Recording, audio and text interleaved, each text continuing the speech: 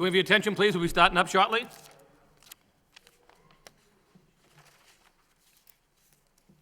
Good evening, and welcome to the Lowell Planning Board for May 6, 2013. Tonight, we do have two public hearings, three public hearings and 2 matters for old business. It's come to my attention that we've had a request for continuance on the Andover Street project, so I'm going to start with that one first. This is 658 Andover Street, special permit. The Lowell Planning Board will hold a public hearing to hear all interested persons relative to an application, by Corbett Development, seeking a special permit to reduce frontage requirements as part of the proposed redevelopment. The lot totals approximately 70,102 square feet. The lot is proposed to be divided into 4 separate lots, with 2 lots consisting of approximately 12,000 square feet of land, with approximately 83 feet of frontage, and 2 lots containing approximately 23 square feet of land with approximately 40 feet of frontage. The current structure will be relocated onto one of the 12,000 square foot lots. The subject property is located in a suburban, single-family zoning district and requires special permit review with the planning board under sections 5.11, number 7, and 5.2, number 9 of the Lowell zoning ordinance. May we hear from the applicant, please?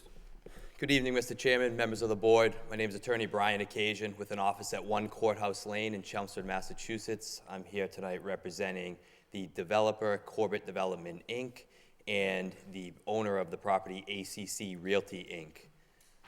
In lieu of our neighborhood meeting, which was greatly attended on May 1st, we would like to request a continuance on our application for the special permits, so we can consider alternative plans that take into account the concerns raised by the residents and maybe come up with a plan that's more palatable to everybody involved.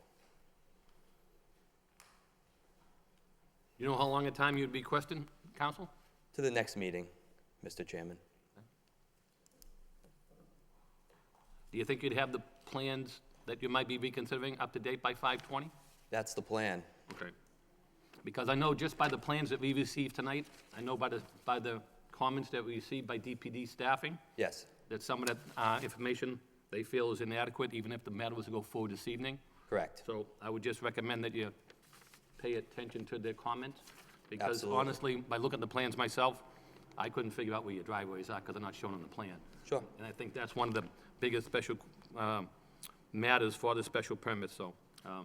But so you're looking for, our next meeting will be scheduled for May 20th, is that the date you're requesting?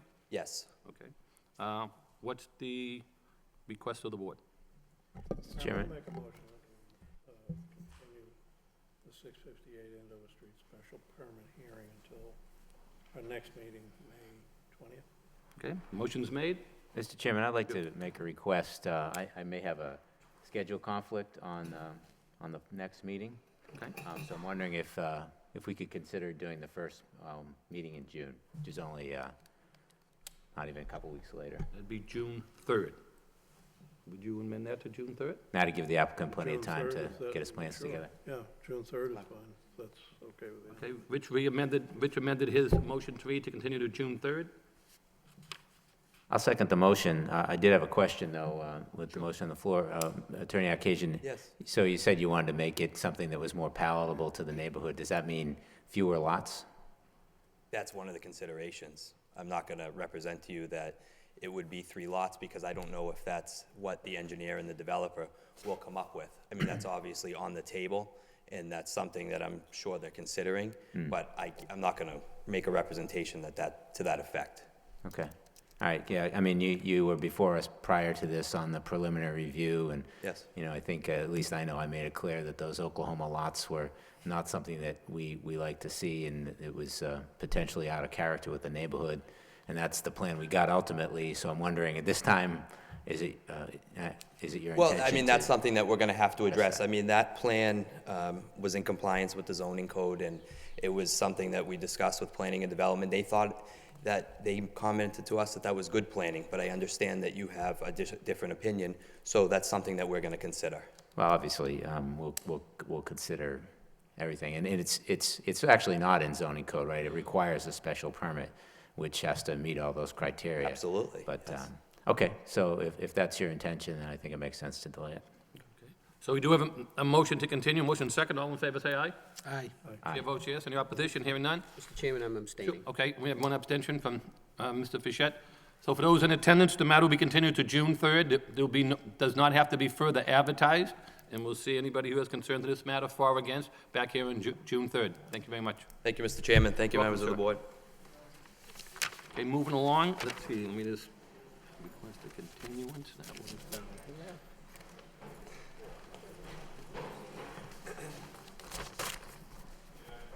Good thing we took that out of order, huh?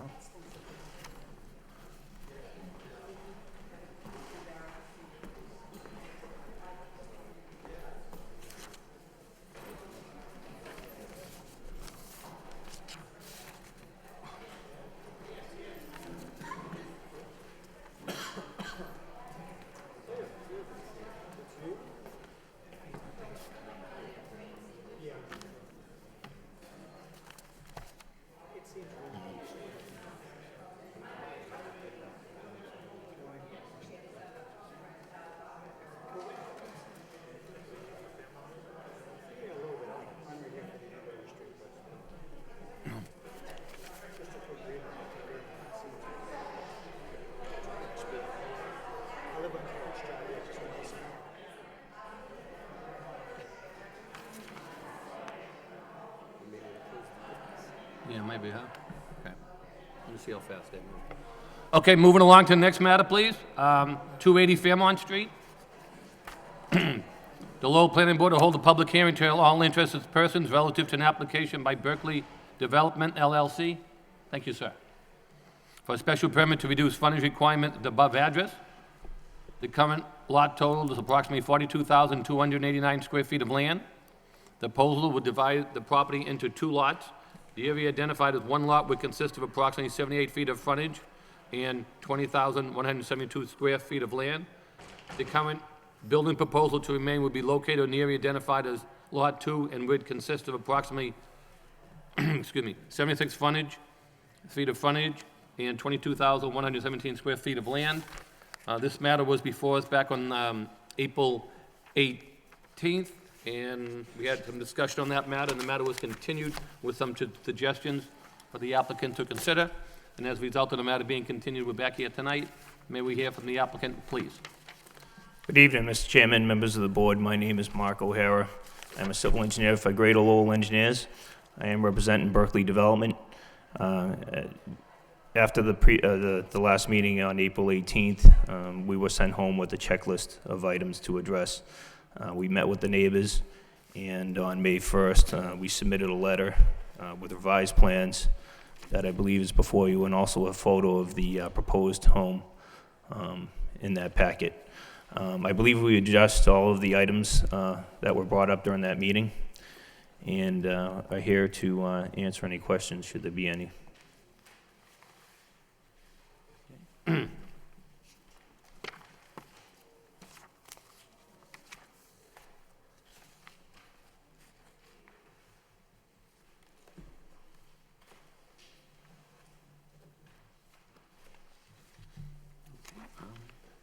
Anybody here this evening want to speak in regards to this project? Either for or against on Fairmont Street? I know we had a few people speak last time with a couple of things that we made notes to. I believe some of the questions that came up at the last meeting was the setback. I think some of the people who were in attendance, a couple of questions were, they had a couple of questions about their property values, taking down a couple of trees, and I think one gentleman in the back had a question about drainage. So those matters are all still on the record.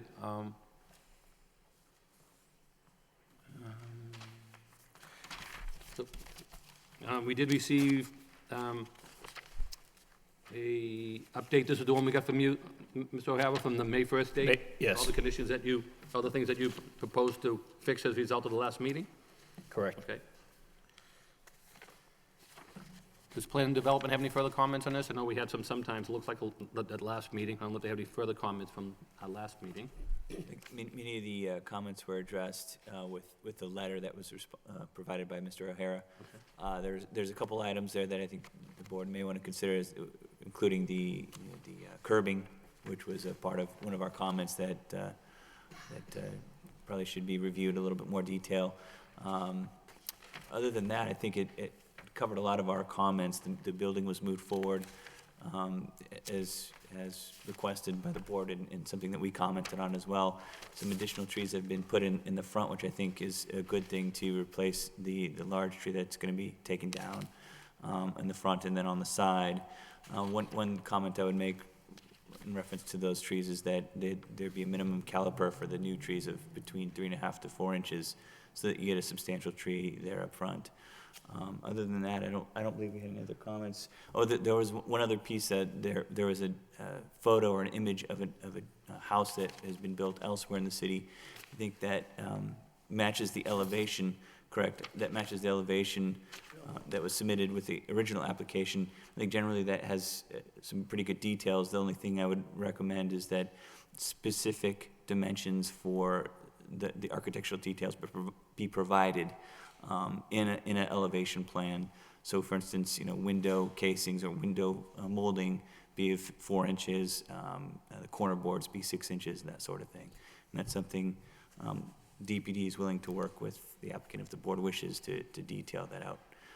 The only caveat to that is I'd recommend it come back to the board for final approval.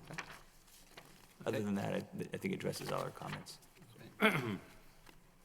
Thank you. At this point in time, do any board members have any comments? Any questions? I know the main thing you did that property line that we pulled over a little bit, huh? Yes. Could you just explain that to us on plan, just give us a highlight on that, if you don't mind? That's probably the most important feature that I failed to bring up, but when we were looking through the code, I believe it was Joe who looked at a different alternative, a way that we could reconfigure this lot that we believe addressed your concern about, I think it was Mr. Generin, about the odd shape of the lot. Because these are oversized lots, both being over 20,000 square feet, we could further reduce the frontage under a different portion of the bylaws. I don't have the exact one here, but it's a reduced frontage lot that's in the bylaws, and you can reduce it to as much as 40 feet. So we're showing 70, and that eliminated the need for that jog. It also allowed us to bring the house still up to the front of the lot. Once you get past the house, the lot flares open to provide for that 20,000 square feet. So what's your frontage on the two houses now, then? Now it's 70 feet for the new lot, and the other lot is, I believe, 83 feet, the existing lot.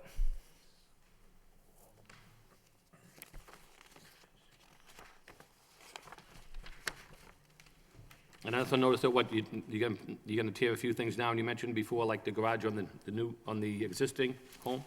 Yes, the garage would be removed. That's the freestanding garage in the rear, as well as the shed, as well as the pool that's back there in the pool patio, and that would be removed and loamed and seeded.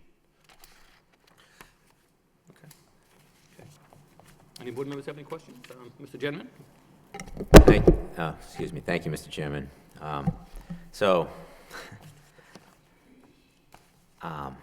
I got to tell you, I'm not really thrilled with what you came up with here. As I go down the list, I made a list of things that I hoped you would address, and mine was straighten the lot line, but I don't think you've really done that. I mean, you straightened it a little bit in the front, but you still have this diagonal line going off to the right that I think creates a really odd setup for this house. And I see why you've done it, because you've reduced the frontage, and now you need 20,000 square feet to go under that. But, in my opinion, that special permit exists for, I don't think we want to do unnatural things with the lot line in order to grab more land to make you qualify for that special permit. What I was hoping you would do is create a rectangular lot there for that. So keep the 75, create so that we could reduce it into that special permit, and create as rectangular a lot as we could. on that new house. If that was possible, we would have. It's definitely possible. Well, you need a variance for the setback from the current house in order to gain that 75 Well, you just have feet. to reduce the footprint of the house a little bit, right? No, because that lot itself, we can reduce the footprint, which we've looked into and which we've done. It's a problem of the existing lot. The existing lot has got the odd configuration to it with all the jogs and so forth. In order to provide, we would need to have 75 feet of frontage on the new lot, and we can't do that without getting around the existing house. It's the existing house that's the tricky point here, that, you know. Well, I mean, I realized that you were gonna have to have some type of a flare on the front end there to pick up another 5 feet. But, I mean, I don't know, to me, that's a better alternative, a 5-foot flare on that front lot, front line would be a lot better than that diagonal line that goes off and creates these odd lots. I just feel like we get ourselves into a bad situation. Do you know the width on the existing house? Do you know the width of the lot there at its narrowest point? 83 and change. It's 83? It's a parallel line. What we tried to do is make it as Can't parallel be as we 83 could. because you have 83 of frontage. It's, the lot line, the way we created that lot line on there was to make it parallel to the northerly, that would be the northwesterly existing property line. And so that one is now parallel to it, which is essentially parallel within a degree of the lot line to Maybe the we're south. talking about something different. I'm talking about the line that goes off in The the rear. rear. In the rear, yeah. Again, this is just a matter of trying to gain that 20,000 square feet. We found that this seemed to be the least obtrusive. I live on a pie-shaped lot, and I understand where you're coming from. I own a piece of my land that's, almost unusable. I've got to maintain it. But it's much more of a significant pie-shaped lot than what this one is shown. So while I respect what we're trying to accomplish here, the regulations didn't really allow us to do it in the way that, But with another 5 feet of frontage, you can make a rectangle out of that lot. Make it still a good lot. It'll still be a, That's what we had shown. 17,000 square foot lot. but it would provide a different jog. It would still have to jog around the existing house. Yeah, I know. You'd have to come up with a flare of 5 feet in the front line. To me, that's a lot more acceptable than that flare that goes off to the right and the rear, because I just think, so my question was, what's the width of the lot of the existing house at its narrowest point there in the backyard? Oh, in the backyard. I would have to scale that off you.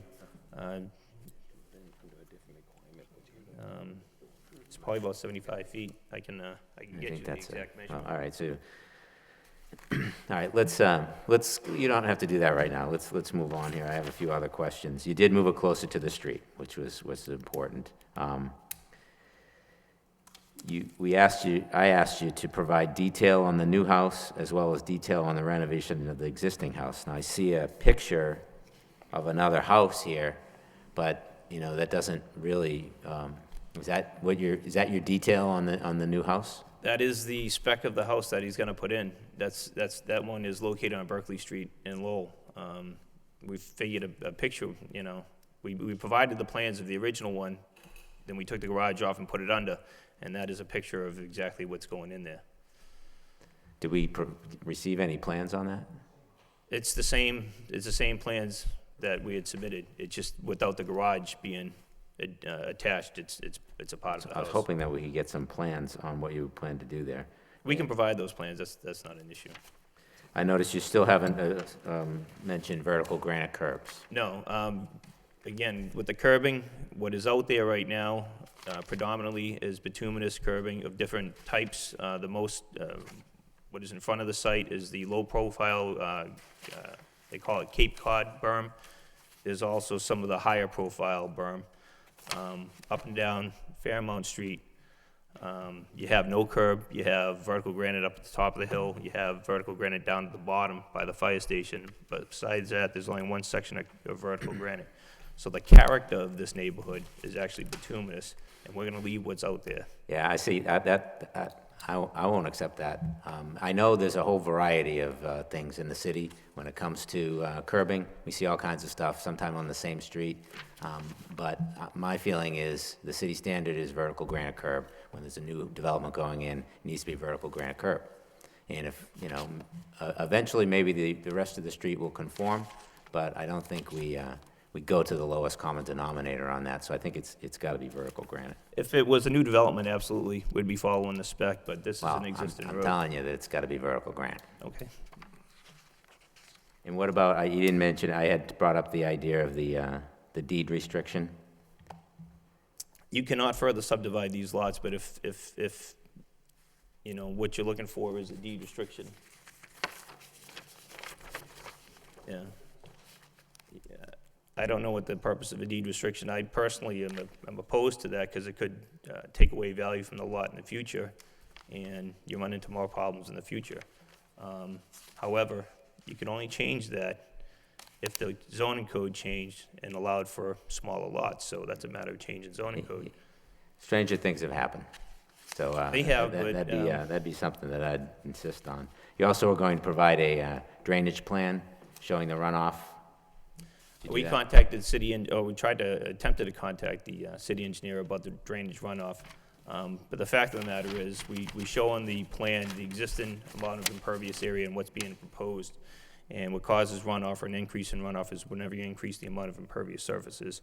I believe we have 5,800 square feet and change existing, and what we're proposing is, 5,600 existing, proposed is 4,800, so there's a 13% decrease in impervious surfaces. So was there any type of plan submitted or any type of? No, this is a single-family house. So we did it's- ask for that. So, I made a list here of the things, I was very specific about things that I had hoped to see and come back. And keep in mind that I feel like these special permits should be granted sparingly, in cases where it really makes sense. I don't like to see these, to grant them for lots that are doing what I think unnatural things with the lot line to gain more square footage. I'm okay with reducing the frontage, to down as low as 75 if we had a nice rectangular lot. But so there's that I feel like you didn't do. I feel like you haven't given us much detail or anything on the new house.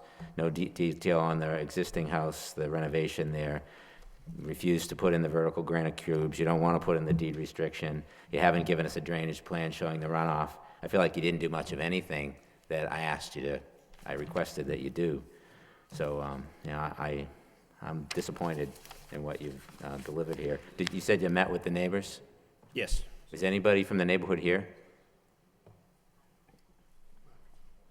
How did that meeting go well, or I'm just curious?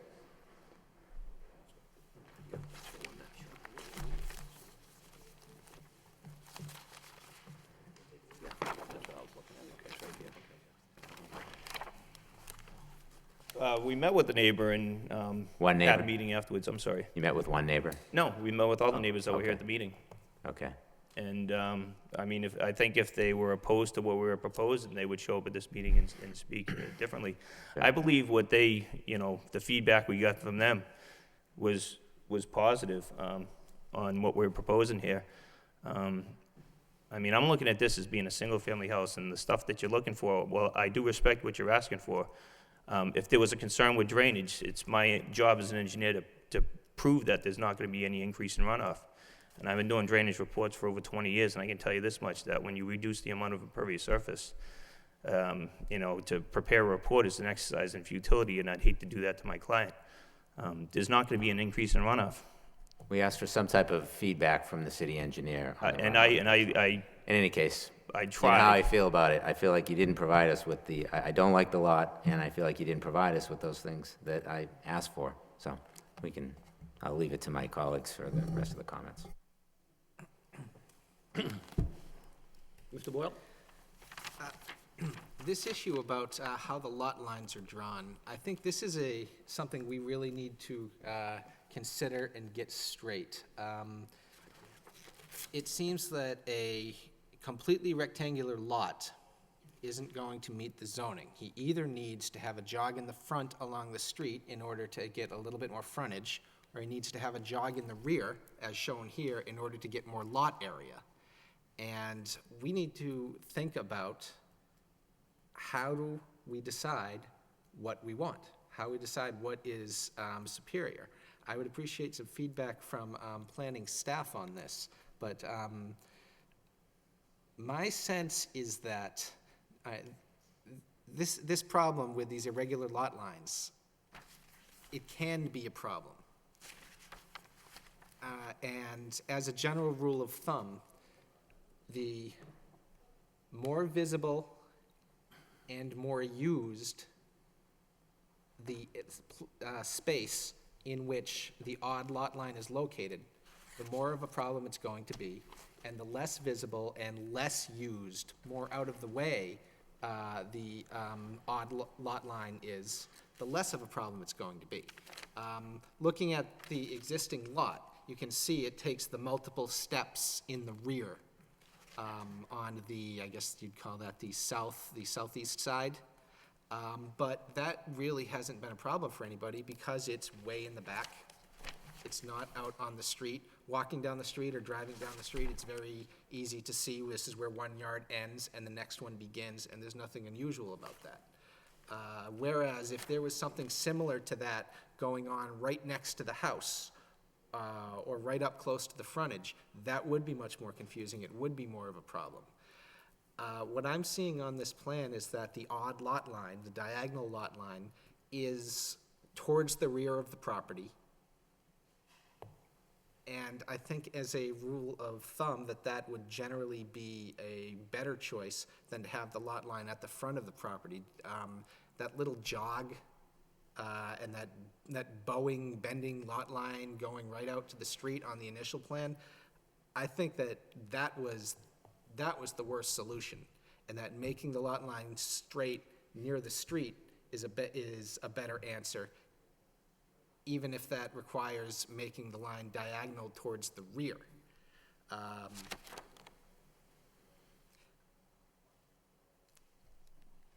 At the same time, one possibility might be to continue the straight line even further back from the street, and instead of it proceeding perpendicular to the street for, do we have a dimension on this plan?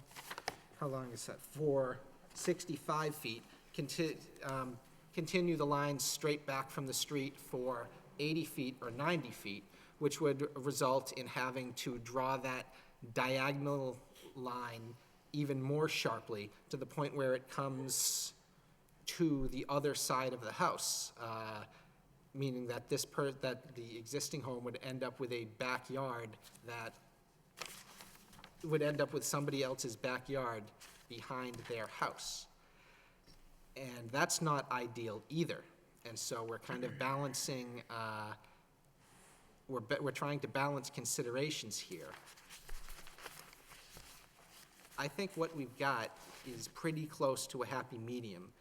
It's straight at the street, it's perpendicular at the street, and the intrusion of the new home's backyard into the existing home's backyard comes in gradually and doesn't really take over behind the house until, I don't know, until 100 feet, say, behind, until you're back 100 feet from the rear of the house. So my opinion is, I think this is a pretty good solution as drawn. If you want to change that so that it goes straight for 70 feet instead of 65, or 75 feet instead of 65, might be an improvement, might not. But I think what we've got here is pretty good. I think the applicant makes a convincing point about the reduction of impervious surface. When we're worried about storm runoff, reducing impervious surface is the solution, is the best solution. Providing infiltration where some of the water will be detained for a while before filtering all the way down. That is another good solution, and I see that that is proposed on here for the roof drains.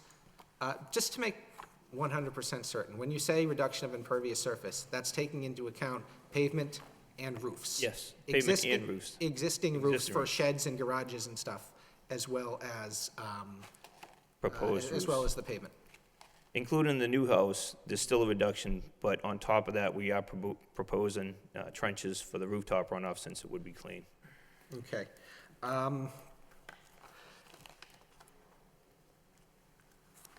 I think that when we have the opportunity, we should insist on granite curbing. I agree with Mr. Gender completely about that. A question I brought up has to do with the elevation of the home. I see the basic design that you've got in this picture of the other home. Now,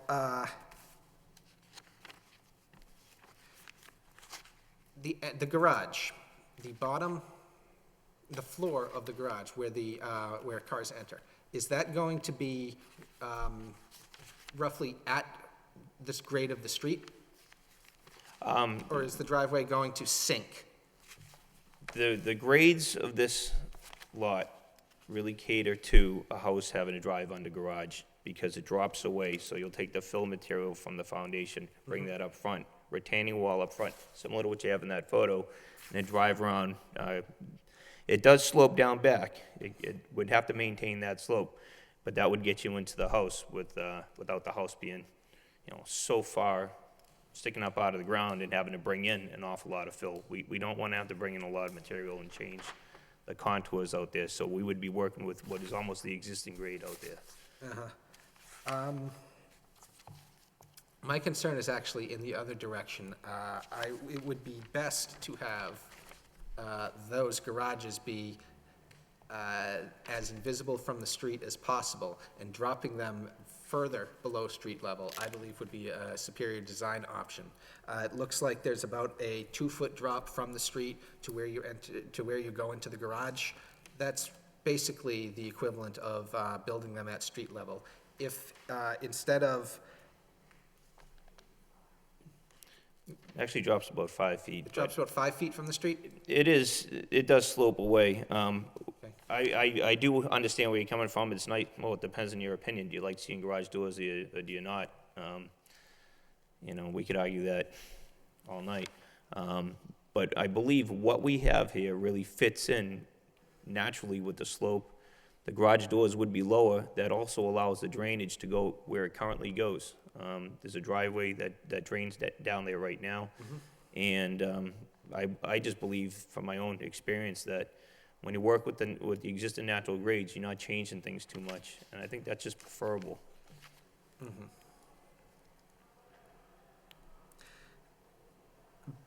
But yet we're talking about bringing in fill and building a retaining wall? No, just the foundation. Because it's in the side of a hill, you'd be cutting into the upside, taking that material, bringing it out to the front, retaining wall just on the front side, just so that it looks proper. You don't have an awful lot of foundation exposure from the Oh, front. I see, okay. So that way you bring up a small retaining wall there.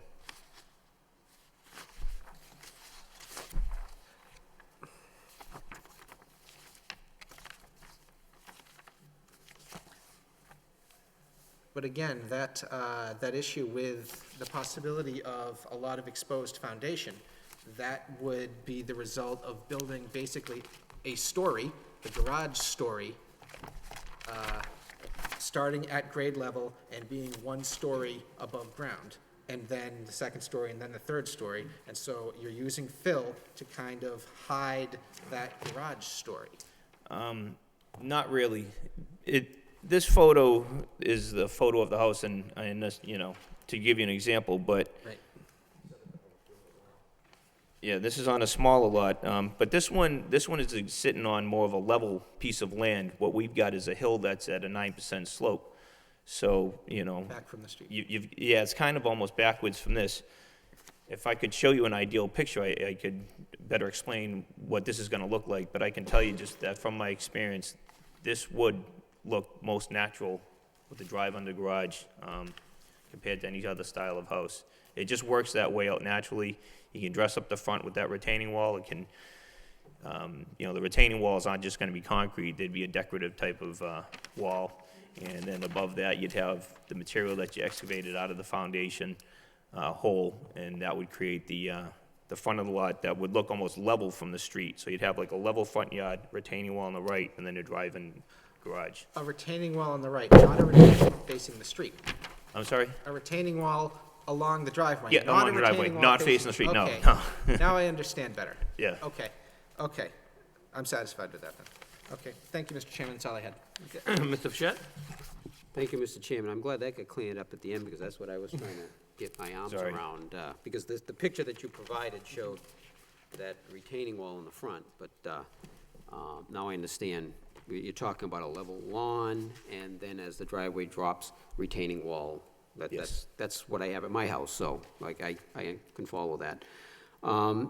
Yeah, and I will say, as far as the granite curbing, again, I agree with my colleagues. I mean, I think it's incumbent upon this board as projects come before us to make sure that, again, we don't perpetuate some of the practices from the past that we're not happy with.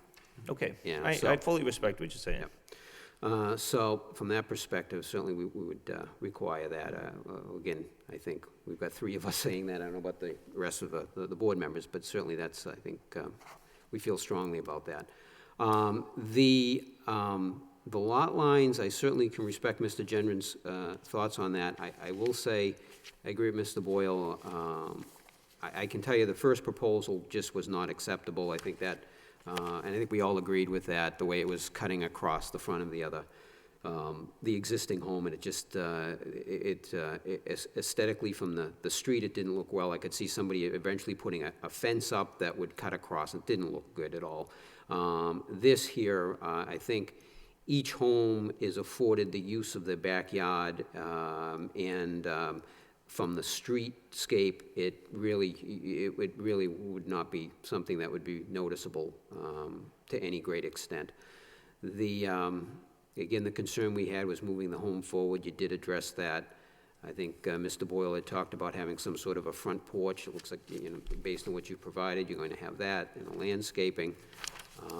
I think from that perspective, I think that achieves what we were looking to achieve on that level.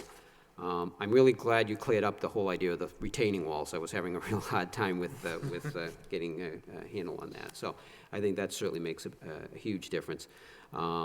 Certainly, I think DPD at the outset mentioned having specifics regarding the architectural details. That's the whole idea of having this special permit and having this hearing, is to cover that as well. So certainly we'd be looking for those details to be worked out with DPD, to be approved by the planning board. And certainly that would be,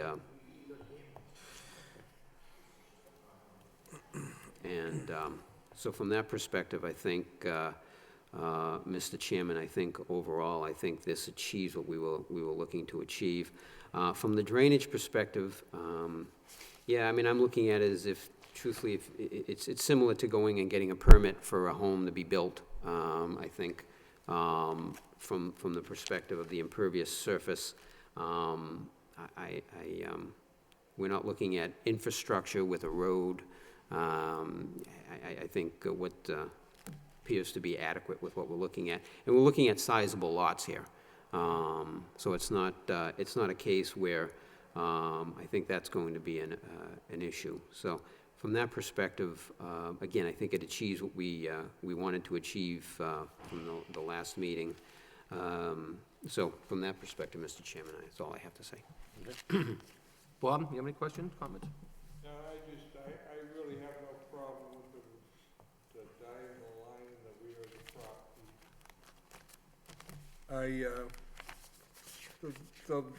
The rear third of the furthest third of the property on both lots is not gonna be used anyway.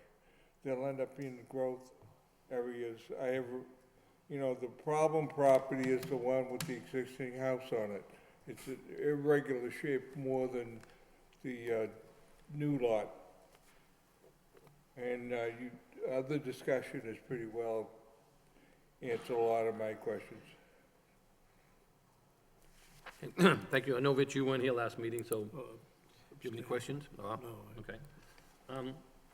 I just have one question for staff. We have like 2 special permits for frontage reduction. I remember last time they came, they were trying to meet the 75, now they dropped it to 70. Remember before they were 90, and they could request a 15 feet? And then by the other section, there's another section that goes down to 40. So I know they went to the 70, but before, but there's 2 different things on that code for special permit, right? Correct. Lot reduction? Yes, they're a similar special permit, but they're different sections of the zoning ordinance. It's actually very similar to the earlier project. It's originally the special permit was under section 5.1.1, paragraph 7, and now the special permit that allows the reduction of 40 feet for 20,000 square foot lots is under section 5.2.9.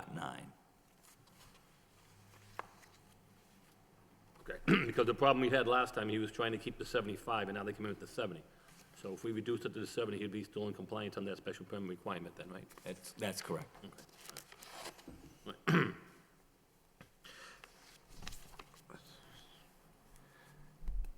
So I see where you know, the problem we had was moving it over, and I know that you did move it over, so at least it's squared with the existing home. I mean, so you have a straight line going there, then you go off on your ankle, because even as Bob said, when you look at lot number 2, that's where you get a problem with your lot configuration as you look to the right of it, you go down, you cut in, you go down, you cut in, that's more of a different type shape. I'm glad to see that you did bring the house to the front. I think that was a consensus by everybody.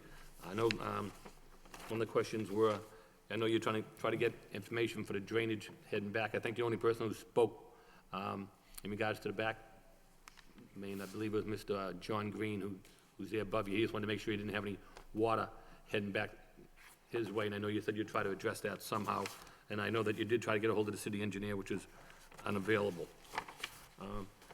Could you just show me on the plan where the 2 driveways would be? I know where the existing driveway is, and where would you put the new driveway in? Before I show you, that was another reason why we went with the 70 feet of frontage as opposed to 75, because 75 would have created that awkward jog, and it would have presented a problem potentially with the way the driveways were originally configured. We did look to make it right at 75 feet, and we still had that jog, a little bit of a jog not being straight, and we thought that it could potentially present a problem with the driveways. So with the 70 feet, that allows us to put the driveways perpendicular to the street. They're offset from each other. They meet all of the clearance and width specifications of the city code. What we're doing to the house, the new house to the lot, it's, I believe, a 14-foot wide driveway that runs down perpendicular to the house, parallel with that lot line. I believe it's offset by about 3 or 4 feet, and then it just widens up as you get to the house. With the existing house, we'd be cutting that pavement, resurfacing it, and providing at least 3 feet. We'd be providing 3 feet of a grass strip on one side, and then an additional 3 or 4 feet, I forget what it is, on the other side. So there'd be a grass strip in between the 2 houses, so, for snow and so forth. I think it's gonna clearly, whether you stake the lot lines out or not, who knows? But you're gonna have this area that I believe both property owners are gonna know that, their lot line's pretty much right down the middle of it. I think that was one of the questions I brought up last time, was the differential between the 2 driveways. So the driveways will be side by side with a strip in the middle, right? Right, there'll be a green strip in the middle now. What you have now with the picture that we've seen from the last meeting, you have the driveway with the little extra piece there. So this here, you'd have a main strip right down the middle. Right. Instead of the 2 driveways. What exists right now is kind of an odd configuration of a driveway. You've got, Yeah, we have them. in the photos you can see it. So that existing, that whole situation of the driveway, and we met with planning to discuss how we're gonna reconfigure it, and we came up with a solution. The driveways will be side by side with the strip in the middle. So Yes. Okay. And in the existing house, it'll be wider. Because we don't have the depth to put a front to back car configuration, so we have the width, I believe it's 16 or 17 feet, and then it's reduced at the curb line to meet the current code.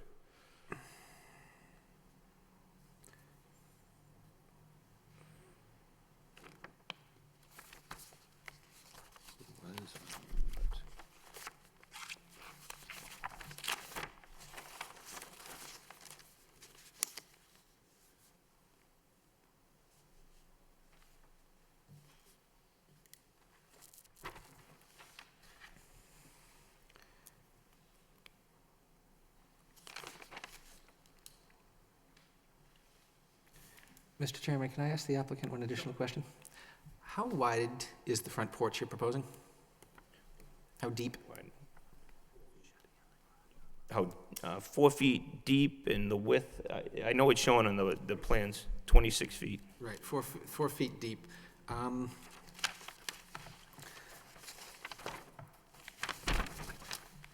I am not sure that a 4-foot deep front porch is a front porch that's going to be used for the God-given purpose of a front porch. At 4 feet deep, you can't really sit across from somebody.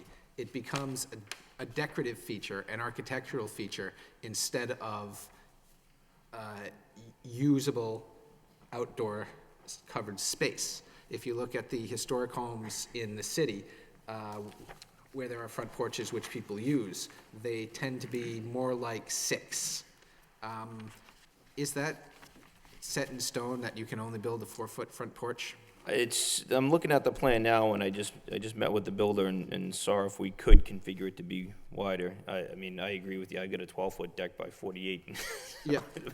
But at some point, it just becomes obtrusive, especially out in front, so I met with the builder, he thinks anything over 6 is gonna make it look really odd, Right. and he still has to sell the home, so. Right, a deck is, a sun deck on the back is not a front porch. Oh, okay. And the difference between a 4-foot deep front porch and a 6-foot deep front porch is immense. Building a 6-foot deep front porch gives you a room, okay? People can sit across from each other. You can create an actual gathering space where that you could have people face their chairs towards each other, or even sit around a small table. Whereas a 4 feet front porch, you have to line up the way we're lined up here at this board, and it's not conducive to socialization. I believe that this board should be in the business of encouraging front porches, and encouraging them not just for their decorative benefits, but for their societal benefits, for their social benefits, for their neighborhood benefits, for their benefits of them being used and there being an outdoor presence of people on their front porches in the neighborhood. And you get that with a 6-foot front porch in a way you don't with a 4-foot front porch. And so, when we get to the point of creating a motion to, or should we get to the point where we're creating a motion to approve this, it's very likely going to include, as Mr. Clausen recommended, a condition that DPD approve exterior features. And he was talking about the width of the corner boards and width of the window casings and things like that. I think the board should make it clear that when we grant that review authority to the DPD, that it includes authority over this question, the depth of the front porch. Can the builder speak on? I would on love this? to hear the builder Okay. speak on this. Can I just ask one question on that? Because I know a lot of people who have the, what do you call them, farmers' porches? Yes. They're basically just the 4 feet looking out, and we have It's quite a few of them. So It's you can conducive approach, to the plan of the house. right, so you can, if Yeah. you state your name, Jeff your address, Miller. that's what I'm thinking of, is the farmer's. Right. 6 feet would be okay, bringing it out 2 more feet. Any more than that, Yes, I can pitch see. of the roof, you'd be taking, you wouldn't have the heights. Right. I already used the 6-inch corners, the fluted corners, that's what these are. And the window trim's already 4 inches with the J channel. It's an Anderson window, so I don't think I can get them to remanufacture anything different than, but it ends up to be, I measured the ones on these houses, and they're 4 inches. I'm sorry, could you repeat that last part for me? The window trims, Yes. it is, with the window trim and the J channel, it's 4 inches, because it's vinyl siding. And they have a J channel that goes into, and it ends up to be 4 inches at the end. It's almost like a 901 casing. Okay, I pretty much understand what you're telling me. I have absolute faith in our professional planning staff that they will 100% understand Right. what you're telling them. Yeah, and I already used the fluted corners. They're already 6 inches. I think they might be 7s. Right. Right, this is, besides, this neighborhood, this is Belvedere. You don't, Right. you don't maximize your property by cutting, your Right. profit on a project by cutting Just to corners. straighten something out, the first picture you got is what the house will look like from the street.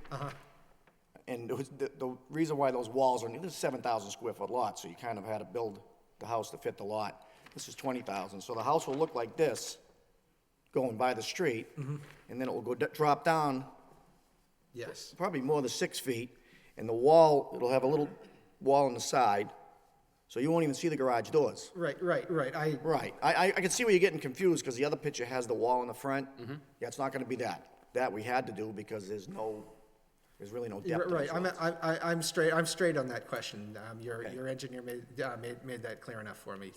Yeah. Yeah, I We want it to understand fit you're in the having a neighborhood. I wanna be retaining able to wall. sell it, you know, if it doesn't fit in the neighborhood, if I put a wall in the front of it or something, it's not helping me.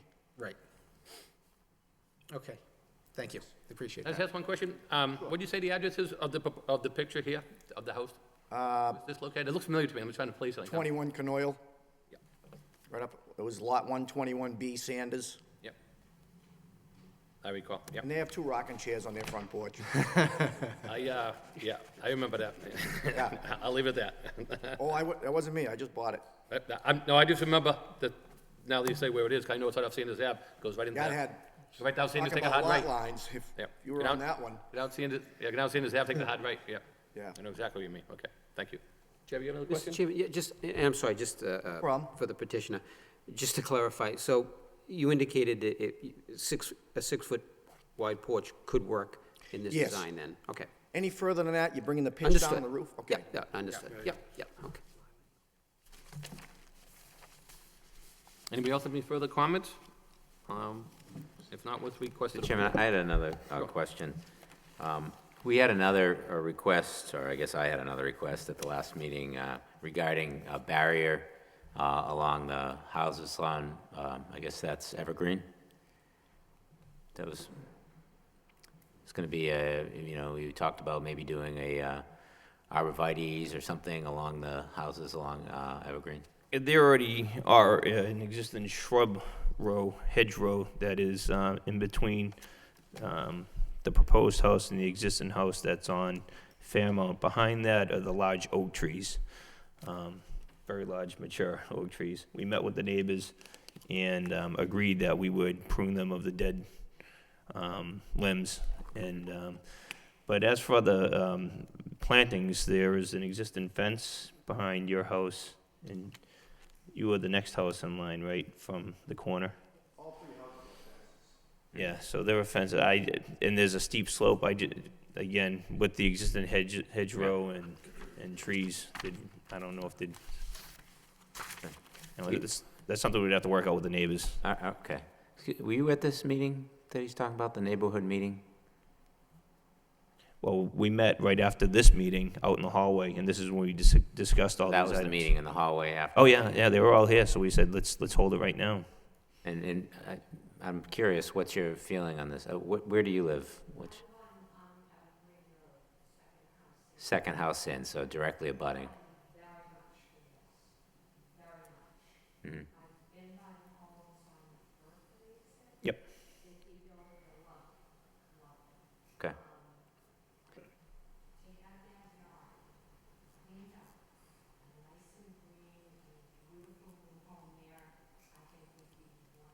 Mhm. Okay. Mhm. So let me ask another question. I thought Mr. Boyle brought up a good point here about, I guess my biggest concern with the lot line as it exists now is the sort of narrow bridge it creates between the lot that the existing house is on and the large lot in behind. I'd feel better about that if that gap was a little bigger. Would you consider, moving the point of the angle down maybe another 10 feet? Towards the road? No. In the other Away from the direction. road. Away from the road. I mean, we can do it, I have no problem doing it, it's just gonna make it more odd shaped in the back, because you have to make up all that area that you're losing in the front. Yeah, I understand. I would actually, my recommendation would be to bring it as close to the front of the lot as Yeah, possible. I don't wanna see That way it that. can swing it more to make it parallel with the others out back. Yeah. But, we didn't put, all of us, an awful lot of thought into exactly where it was gonna be. We just tried to fit it as best we could, trying to address, I think, everybody's concerns. And Yeah. This is what we thought worked best. Believe me, I reconfigured it in many different ways, but you have to get that 20,000 square feet. And, you have to address the existing setbacks in the front. You have to get the 20,000 square feet, but we shouldn't have to do unnatural things with the I lot didn't line write to the get code, it. that's If- all I if can you- say. If you have to, then we have to question whether it really qualifies for the special permit, because I feel like the lot configuration, in my opinion, is as much part of neighborhood character as some of the other factors we look at. There are 6,000 square foot lots, and you can see one right there. I understand. Lowell's like that. We go from a 20,000 square foot lot to a 7,000 square foot lot pretty quickly. But just like the curbs, it doesn't mean we should divide it up and make everything a 6,000 foot lot. We need to recreate some standards so that we don't crowd ourselves out of the neighborhood. All right, I understand. Anybody else, any further follow-up? If not, what's the recommendation of the board?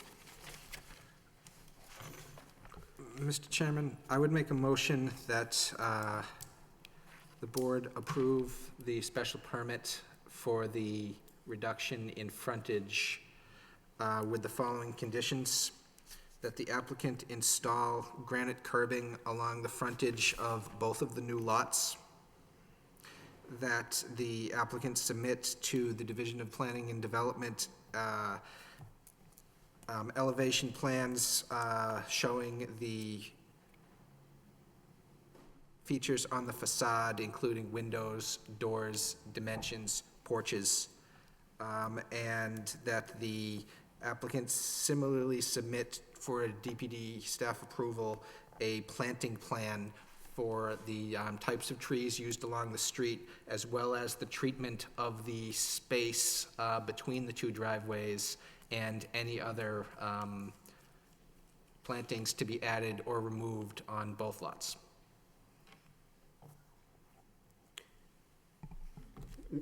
Mr. Chairman, to the maker of the motion, if I could just add on that, is that that would be subject to final board approval on the review of the architectural elevation design of the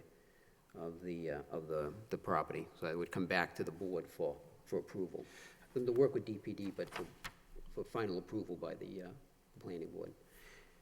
And then I believe minimum, DPD had mentioned 3.5 inch to 4 inch caliper trees to be included in the planning. I guess that would fall under your landscape plan. landscape plan. Yeah, but I just would add, subject to final board approval. Yeah, my intention in making the motion was to follow established procedure for getting post-meeting approvals at the staff level. So, yes, if I would like the final decision to reflect that board does have final approval authority, that DPD will show us the agreed-upon plans. Could I also suggest that we add that the properties, that a deed restriction be placed on both lots to prevent further subdivision?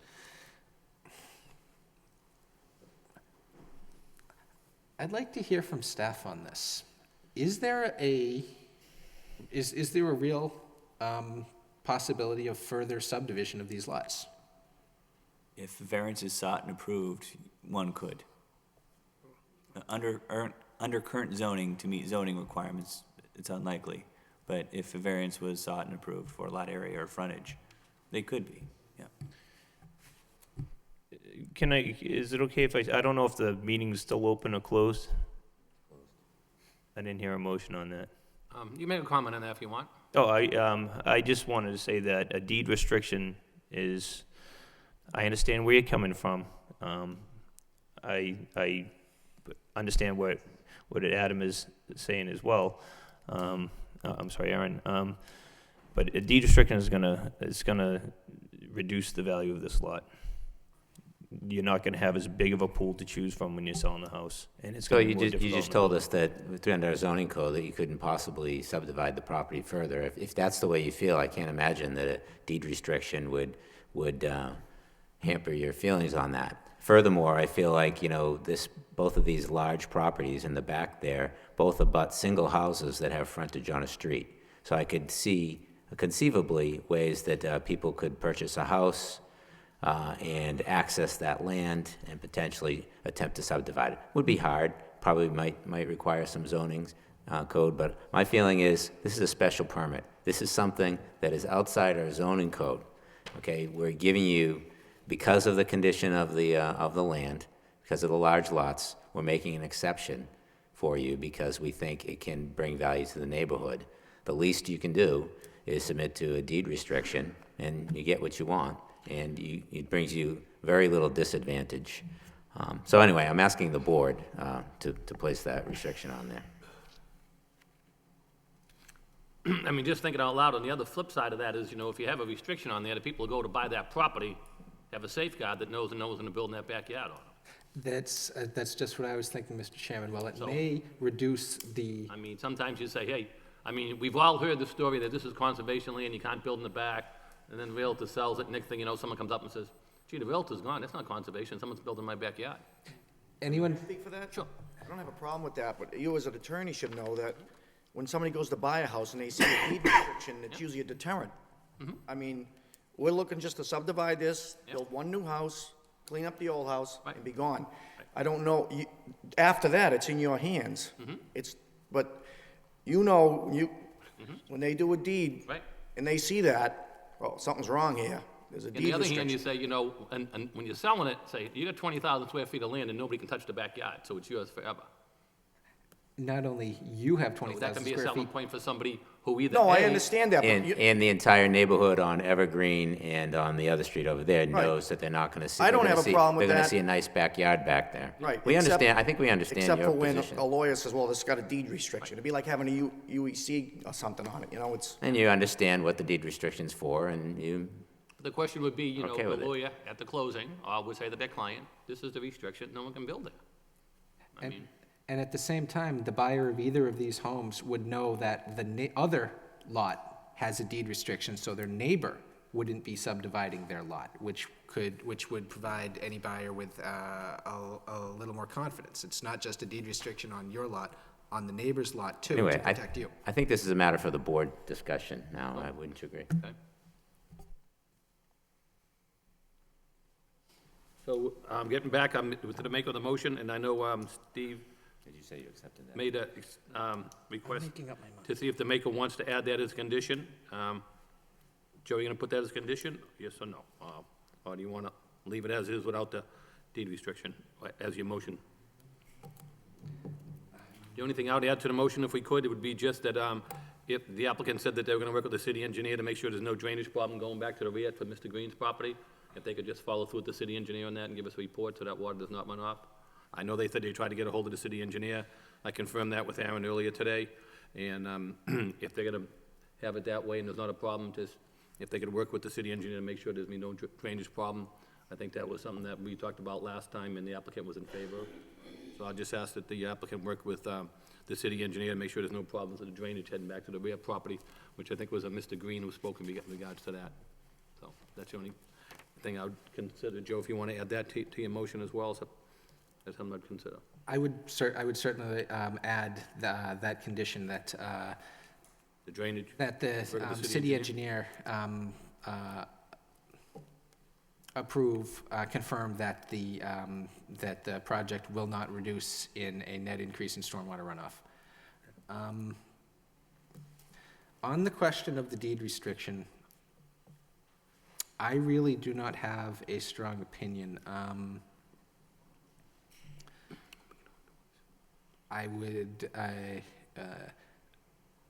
I don't know if I would add it on my own. Perhaps the best way to handle this, Mr. Chairman, would be for it to be brought up as an amendment to the motion, and the board can vote on whether to add that amendment to the motion, and then vote on the underlying motion.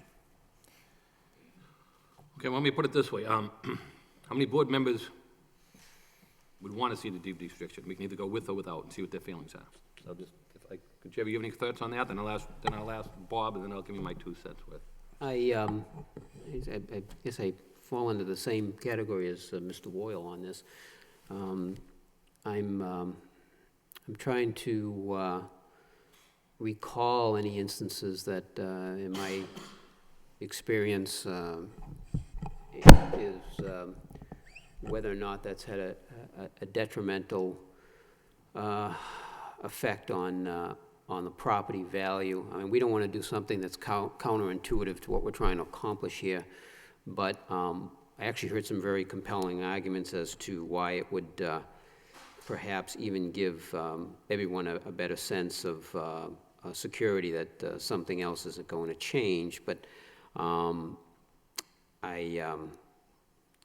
truthfully, it's not a condition that I would on my own have requested to put on here, but it is out here for discussion, and there are some merits, and I think there are, from planning board's perspective, I think there are some potential conflicts with starting to put things like that on a lot that barely makes the 20,000 square feet. If you wanted to reduce that, you're basically changing half of our zoning code to get there.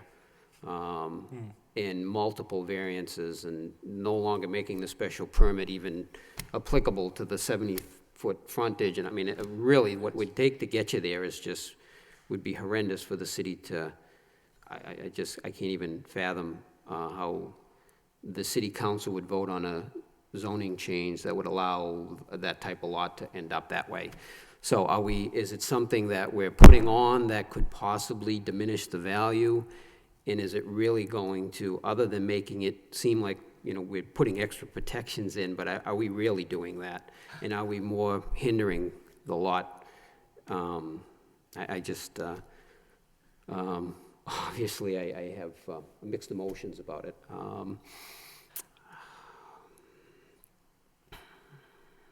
Mr. Chairman, a thought occurs to me that we might have a way to address Mr. Gendron's concern about further subdivision and losing control of that without a deed restriction. We're granting a special permit for the reduction of the frontage on the new lot. Perhaps we could include a condition, and it is necessary for them to have the extra square footage on that lot in order to get this special permit. Perhaps we should include the condition that any further subdivision of this lot will require the applicant to amend this special permit. Therefore, the future planning board, should that happen, will have authority over whether or not that further subdivision can happen. Steve, do you think that would satisfy your concern? Mr. Chairman, I prefer the deed restriction. I think it brings an asset to the neighborhood. I think it gives very little downside on the property. Why don't we just put that condition to a vote and go with that? Bob, you have any thoughts on the deed restriction? I think it's a long shot that something like that would occur.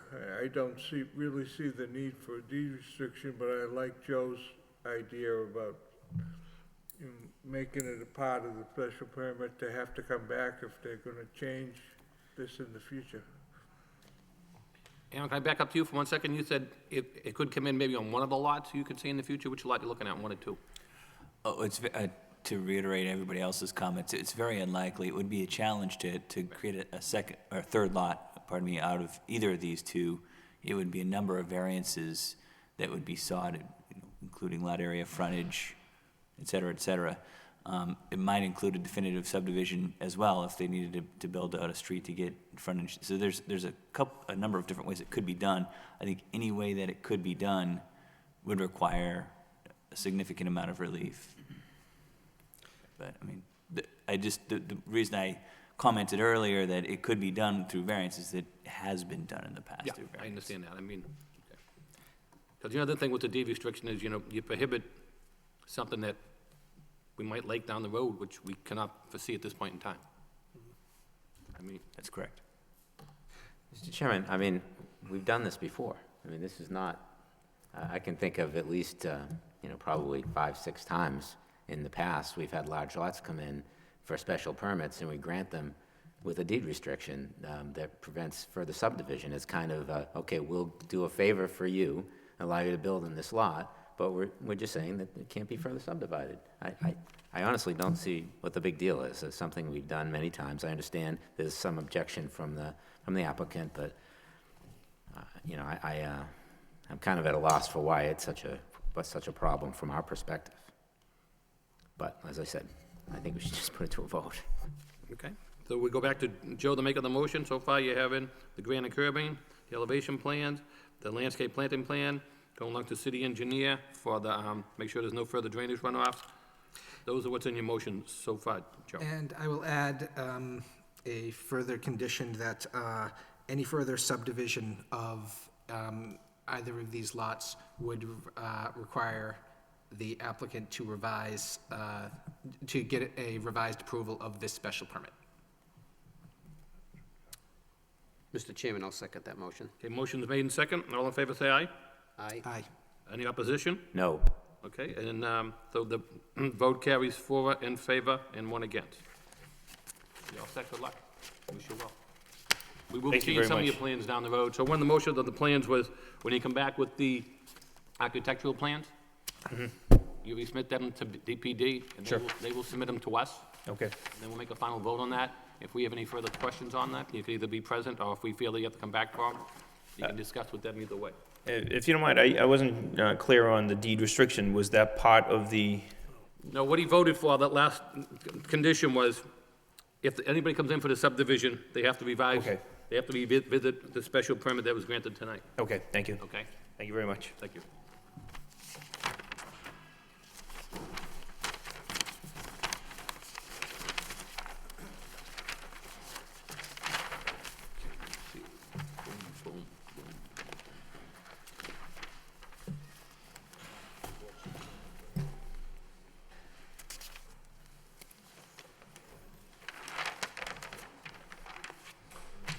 So did, Aaron, you get that vote okay? Because Rich didn't vote because he wasn't here last time, so Bob did.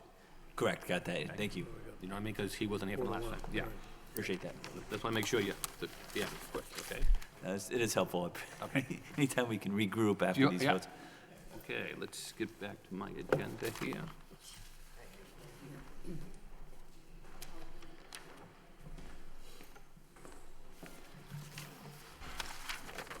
Okay, moving along on the next matter is, under new business, amendment to a prior approval, Swan Bigelow Street's definitive subdivision. Lowell Planning Board will hold a public hearing regarding the application by Swan Street Development Company LLC for approval of an amendment to definitive subdivision plan of the approved premises that had been originally approved by decision dated 3/16/2001 and amended by decision by 1/18/2012. This application is seeking extension of the street to a length of 338 feet to create 5 additional lots from the one lot previously zoned HRC, with the extended street to be named Ashbury Way. Reduction of the street width from 45 feet to 40 feet, and relocation of the detention area to proposed Lot 5. The site is located in the suburban single-family zoning district. May we hear from the applicant, please?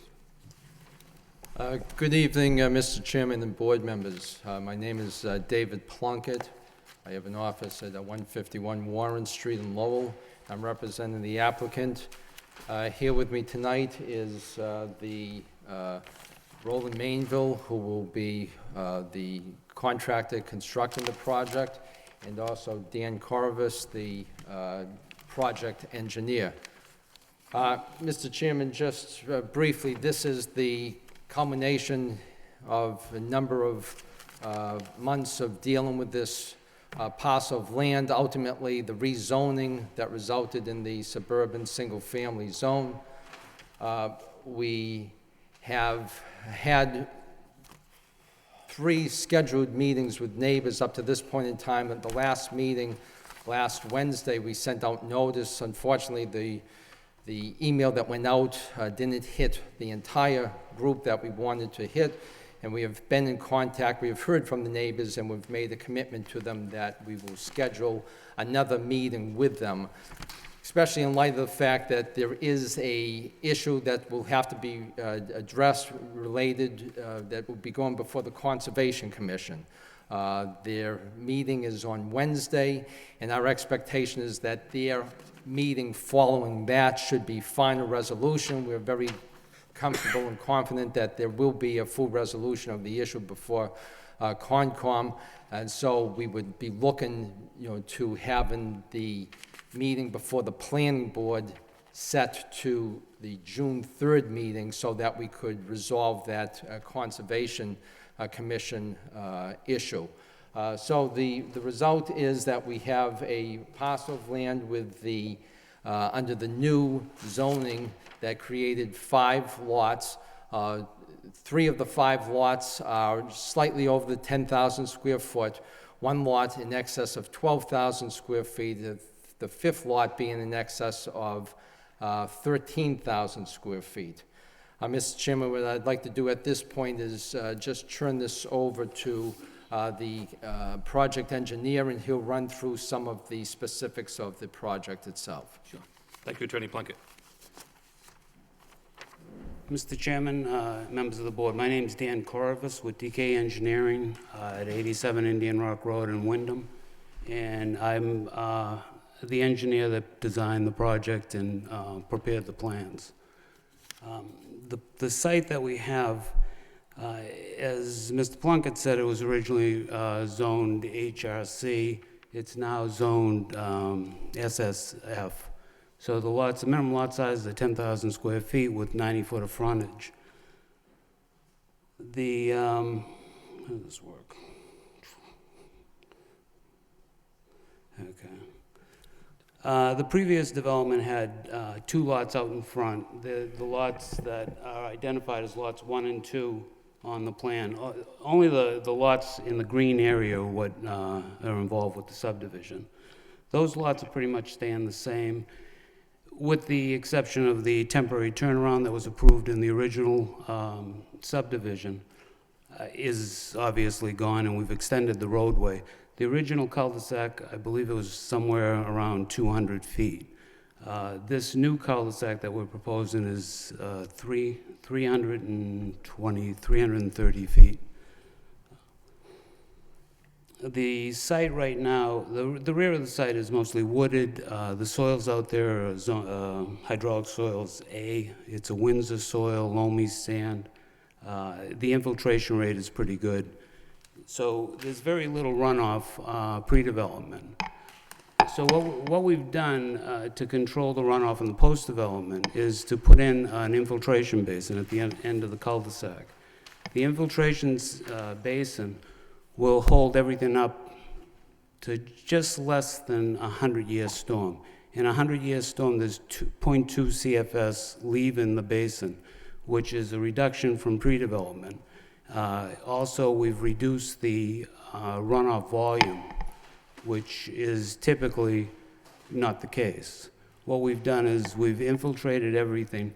The runoff will run down the roadway to a catch basin at the end of the cul-de-sac, go into the detention basin, and be held in there. In addition to that, behind lots 3, I believe it's 5, 6, and 7, there's a drainage swale. There's a minor amount of water flowing to the west, to the abutting property. So what we did is we put in a drainage swale, which would basically be an infiltration swale. Any runoff that runs off the back of the lot will be captured in the swale and brought around to the detention basin or infiltrated. The sewer there's an existing sewer in Bigelow, it's an 8-inch sewer main. What I've proposed is to run a gravity line back into the site. Now, the road's going down, and the pipe has to go up. So what I did is I carried it back to maintain a minimum cover of 4 feet. With that, it brings it back to about station 165. At that point, we terminated the line, put in a manhole, and lots 4, 5, and 6 are the last 3 are on the cul-de-sac. Those we'll install environmental 1 grinder pumps with it and run separate lines for each house to the sewer line. So there'll be none of them will be joined together. And what I tried to do is keep all the lines as much as possible outside the pavement. So if there was a problem with the line, if that should happen, you don't have to dig up the road to fix it. For the most part, it's underneath the sidewalk or just in the grass area. At the end where it ties in, obviously it has to go into the street to get into the sewer line.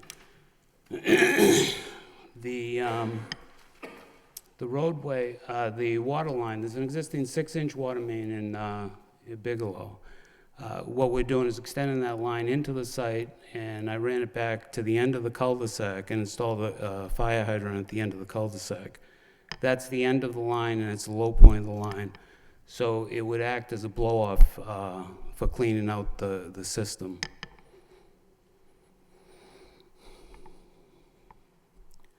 As Mr. Plunkett said, well, I'm not sure if he did or not, but the original subdivision had a 40-foot wide right-of-way. I think that was a waiver that was granted, or what we're proposing, the only waiver that we'd need is to reduce the right-of-way from 45 to 40 feet. Other than that, everything meets the regulations. Now, we've received some comments from the city. Some of them, at least, well, the city engineer hasn't reviewed the drainage. She's not going to review the drainage until the issue of conservation is resolved. So I started making all these, the changes that they've requested. We don't really disagree with any of them. And I held off on that until we get drainage comments. I don't expect that there'd be much to review. It's pretty simple, and everything's going to the same spot. One other thing I did on the detention basin, typically the minimum side slopes of the detention basin are 3-to-1 slopes. What I did is I put in a 5-to-1 slope from the building and a 5-to-1 slope from the roadway. What that does is it creates a much more gradual slope down into the basin. The people in the area, they can maintain it very easily by mowing the lawn. It just works out a lot better that way.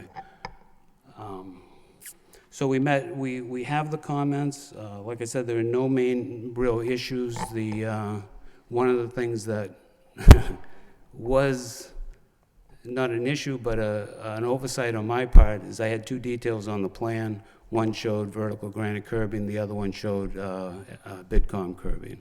We're obviously going with the vertical granite curbing, and those other details will be taken off. And I believe that's pretty much it, unless there are any questions from the board that I can answer. I just have one quick one while we talk about conservation. Has the wetlands changed in the back area since we've been here several times in the past? Well, that's the strange thing. Originally, when it was flagged, there was no delineated, there was no wetlands out there. The soil scientist went out there again, and when he did some coring, he found some material that he thought was wetland soil, but it was actually an E-horizon that's underneath the topsoil. They went out and did some test pits out in that area for the the infiltration basin. And when they did, they realized that all the soil underneath it is not hydric soils. So I know in the past, we've been told when I was the HRC that there was a lot of wetlands back there. Yeah, they No, by just changing the zone, that it solved the wetland issue. They were, the wetland area that they had delineated is where the detention basin is. And they did test pits in there, and the groundwater was down 3 or 4 feet. And it was a sandy soil. So it can't support wetland vegetation. So what Attorney Plunkett said to go before the conservation, they said Wednesday. They didn't mean this, of this Yes. week? Okay, all right. Those are the only questions I have. Go ahead, sir. Okay. So I guess that was the big question, so I think I might as well throw it out there now. So. Anything else you want to add, sir? Anything else that you have to say at this time? No? No, I'm all set.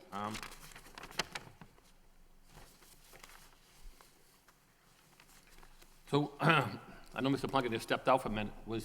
I know he said he's going before conservation, so is he requesting time to meet with the neighbors, go before conservation, then come back? Is that what his opening statement was for, or? No, what we expect in conservation is that they're gonna want an outside consultant to review what the soil scientists found.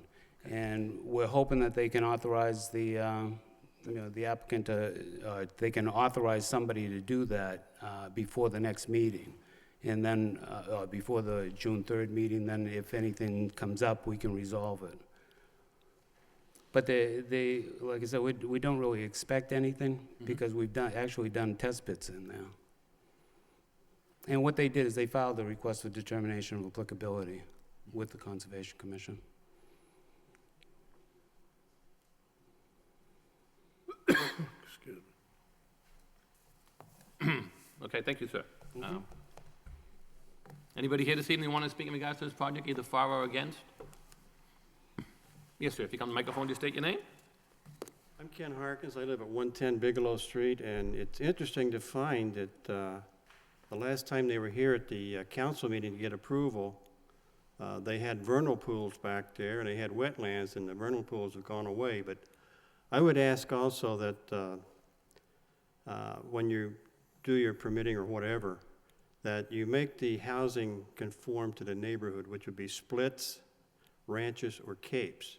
That's what we have there now, and that's what we'd like to keep in the neighborhood, not something that's not going to fit.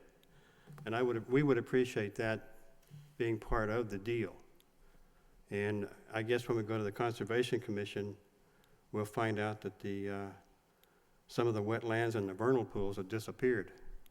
But the last time it was at the city council, they were there, so, thank you. Thank you, Mr. Harkins. Anybody else like to speak in regards to this project? Either for or against? My name is Judine Pear, and I live at 82 Bigelow Street, and I would just like to know what the definition of wetlands is. The reason why I ask that is because there is a pond out in that area, and there's always water in it, and there is a brook that runs through that area as well. So I just wasn't sure what the definition of wetlands is. I think I'd leave that best for conservation, to be honest with you, because, Okay. Aaron, can you give us shots at, I mean, the question is if there's water on there, how much water there is, but what the details of it all are, I don't want to try to capsulize it without saying exactly. Without getting in too much detail, there's some pretty specific standards for the Conservation Commission to determine what is considered a wetland, and it has to do with the vegetation and the amount of the proportion of vegetation in a given area that is typically supported by wet soils and wet conditions. It also has to do with the soil itself as well. There's I see, so it's just not the visible sitting water. correct. There's other elements to it. The fact that there's water sitting there would help indicate that it is, yes. But there's other elements to it, and that's part of what the Conservation Commission will be reviewing on Wednesday, or at least kicking off the review, is determining what is there and what they need to show that it is whether it is is a wetland or not. I think part of that is, you have your surface water that we can all see from the part, then we have the groundwater, which is below the ground, and they start to dig and they find the water. That's a determination that they have to find. Now, his second question is, will there be any more houses built than the 7 that are in this plan, if it's approved? I guess the first meeting that we came to, there was going to be an enormous amount of houses. I think originally it was 9, and then the plans got changed, and then the letter says additional 5, which I think threw everybody off. I think, we were thinking there was going to be 7 and another 5, but the 7 here seems to... 7 total. Yeah, Seems because to be I think the a ones they pretty already have up there, right? Right. The only other comment I had is the Asbury was spelled wrong.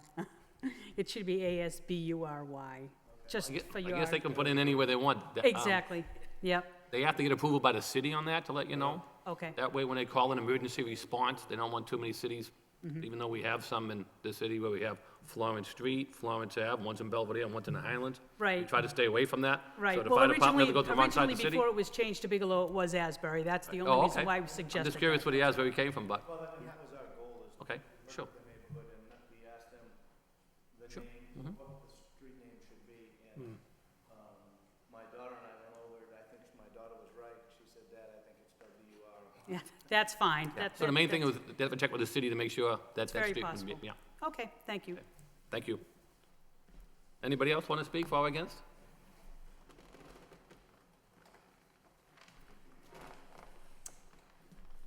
My name is Donald Pear. I live at 82 Bigelow Street, and that was my wife Judy. I have some concerns about sewage. We used to have backups in our cellar, and we had to tear up all our rugs, gonzo. And I used to pop the sewer cover right in front of our house, and the sewage used to be right up at the bottom of the cover. Get on the phone, call the city, they were right up there. Now, my question is the sewage from those houses gonna eventually go into the Bigelow street line? So you can approach, if you just ask us, and then we'll ask a question through him, if you don't mind, please. You have to address the questions to the board. Yes, I'm You sorry. can ask him later, but Okay. at the board, you gotta go through us. That's my question. Are the sewer lines from those houses on Asbury Way or whatever it becomes, On the new development, yeah. on the new development, goes into the Bigelow Street line?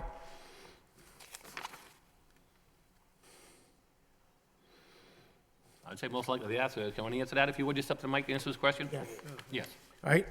Now, the other thing, water pressure, from those houses into Bigelow Street. Is that gonna reduce our water pressure somewhat? Sure, go ahead. You wanna just come to the microphone so people can pick you up at home? Thanks. Excuse me. Mr. Chairman, Board, Roland Mainville, 16 Woodbury Way, Drake, Mass. These are questions that have been asked and addressed throughout this whole process. We've had neighborhood meetings, we've had meetings with DPD, Dan Corvus. The sewer line that we're proposing to put in does go into the Woodbury Way, the Bigelow Street sewer line. We're putting in a new manhole in Bigelow.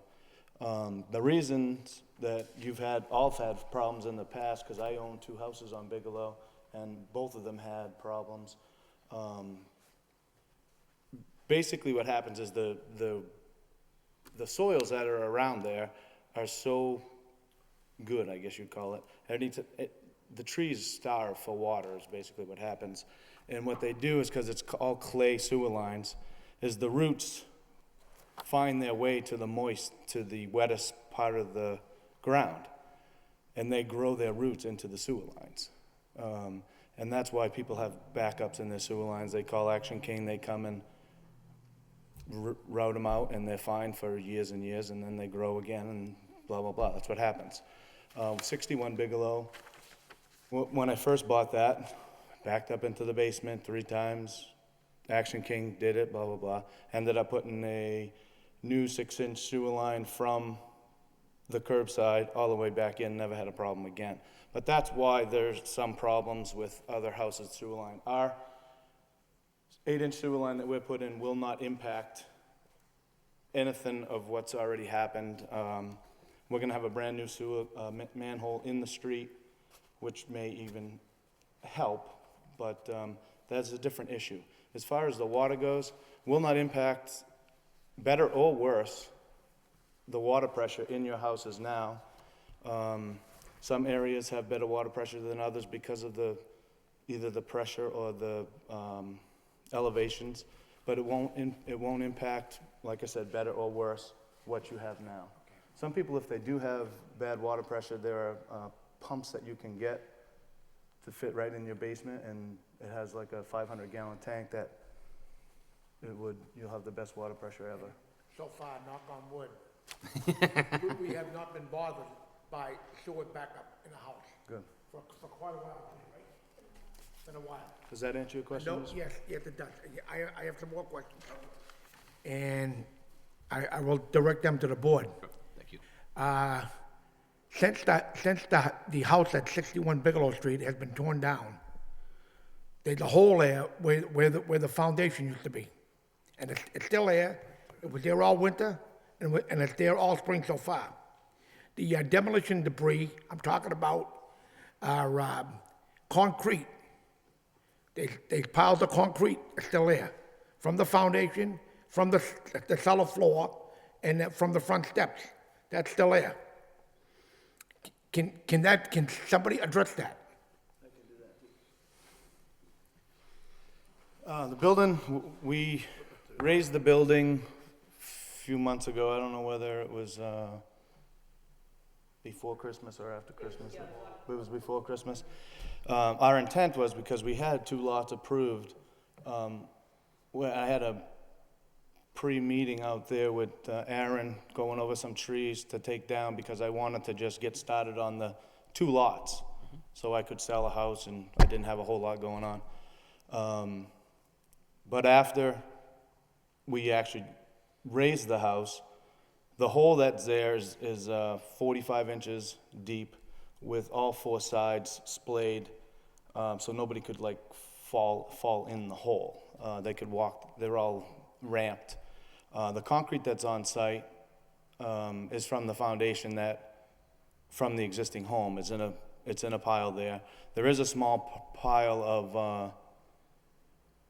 of wood debris, if you will, but that's covered with a blue tarp.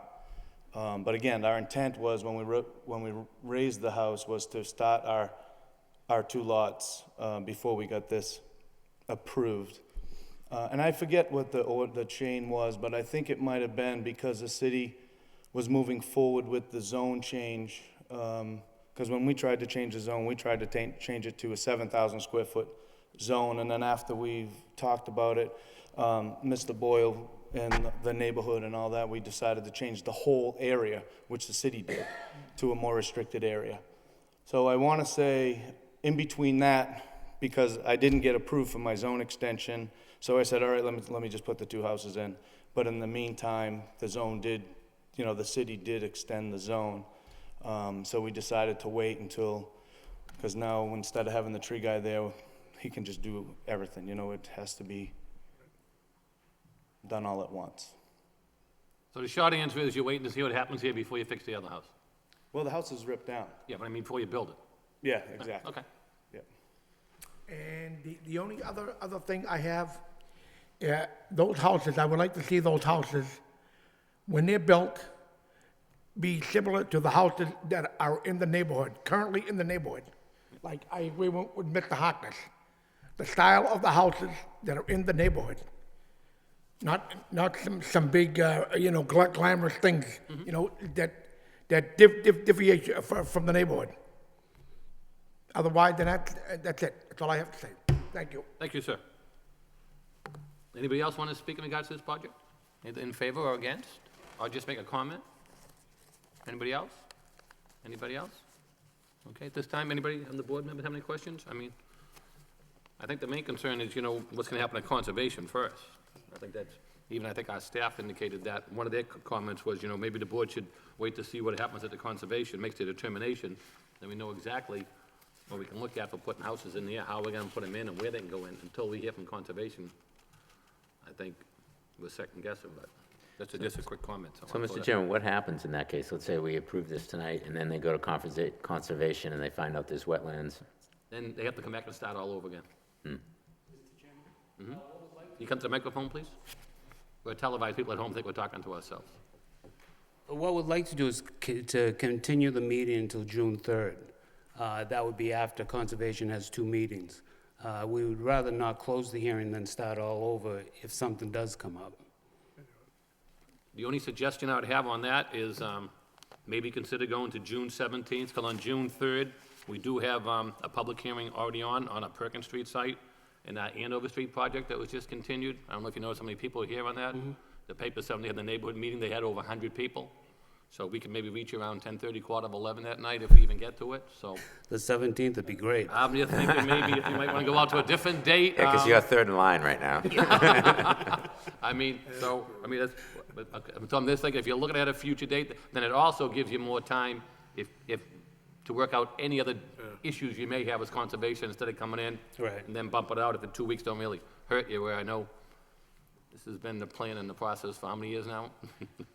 Right, yeah, so I'm thinking if, and as of now, on the 17th, we have nothing else on our agenda. That would be great. Yeah. So I'm just thinking, always, it's a courtesy for the neighbors too to come in, and I know they've been very patient in the past for being here so many times. So just throwing that out as a proposal idea if we are going for continuance. But if there are any questions, we'd like to address them now, or, I mean, I think we're all very familiar with the site, and I think most of the engineering questions are gonna come back once we get to conservation. Yeah, they will. I mean, everybody, I think, knows the site. I mean, we've already seen the plan several times, and I think a lot of it, I think DPD's comments, city engineer comments, are all gonna change once we hear from conservation. But I mean, basically, I think the main part of it is, I think we know most of the major concerns are, and I think, just to ask you a question, what is what conservation, when you try to move, what are you, moving something over to Lot 5, right? The I'm wetland sorry. flag boundary? The wetland boundary, yeah. One of the plans, like I said, that was delineated with wetlands, that would be back in the back left-hand So corner. which one is Lot 5 on here, if you can just? It's the end of the cul-de-sac, Okay. the last one. The one to the far, far left, okay. Right, on the right as you come in. Okay, you're right, you're going down the cul-de-sac, I got you, all right. But again, all the comments that we've received so far are pretty minor. They're mostly details, and there wasn't much to deal with. The only other comment I would say, do you want to address some type of the style of the homes that's been brought up by Mr. Hawkins and Mr. Paya? I mean, if you want to address that, sir, I think you know what the neighborhoods are looking for, make it look kind of consistent. Yeah, we're gonna work with them. We're gonna have another neighborhood meeting, and hopefully before everybody leaves, I can take the numbers or emails that I don't have, because we only, I think, have 7 to 10 emails that we reached out to people. We also have to understand we're building a new neighborhood in the area of a neighborhood. So we want to be careful on what we build, but we don't want to limit ourselves to what we build either. We have, with working with you guys and working with the city, we've created very nice lots, large lots, flat lots, just beautiful. It's going to be a beautiful neighborhood. So again, we don't want to limit ourselves to two smaller homes where it's going to deter from the existing home values, but we don't want to build 3,000 square foot homes there where it's going to mammoth over the houses that are there. It's not going to help my project either. But I think after meeting with them at least one, maybe two more times, we can come to a happy medium on what everybody can be happy. I think the two houses, or at least the one house in the front, should match the street that's there right now.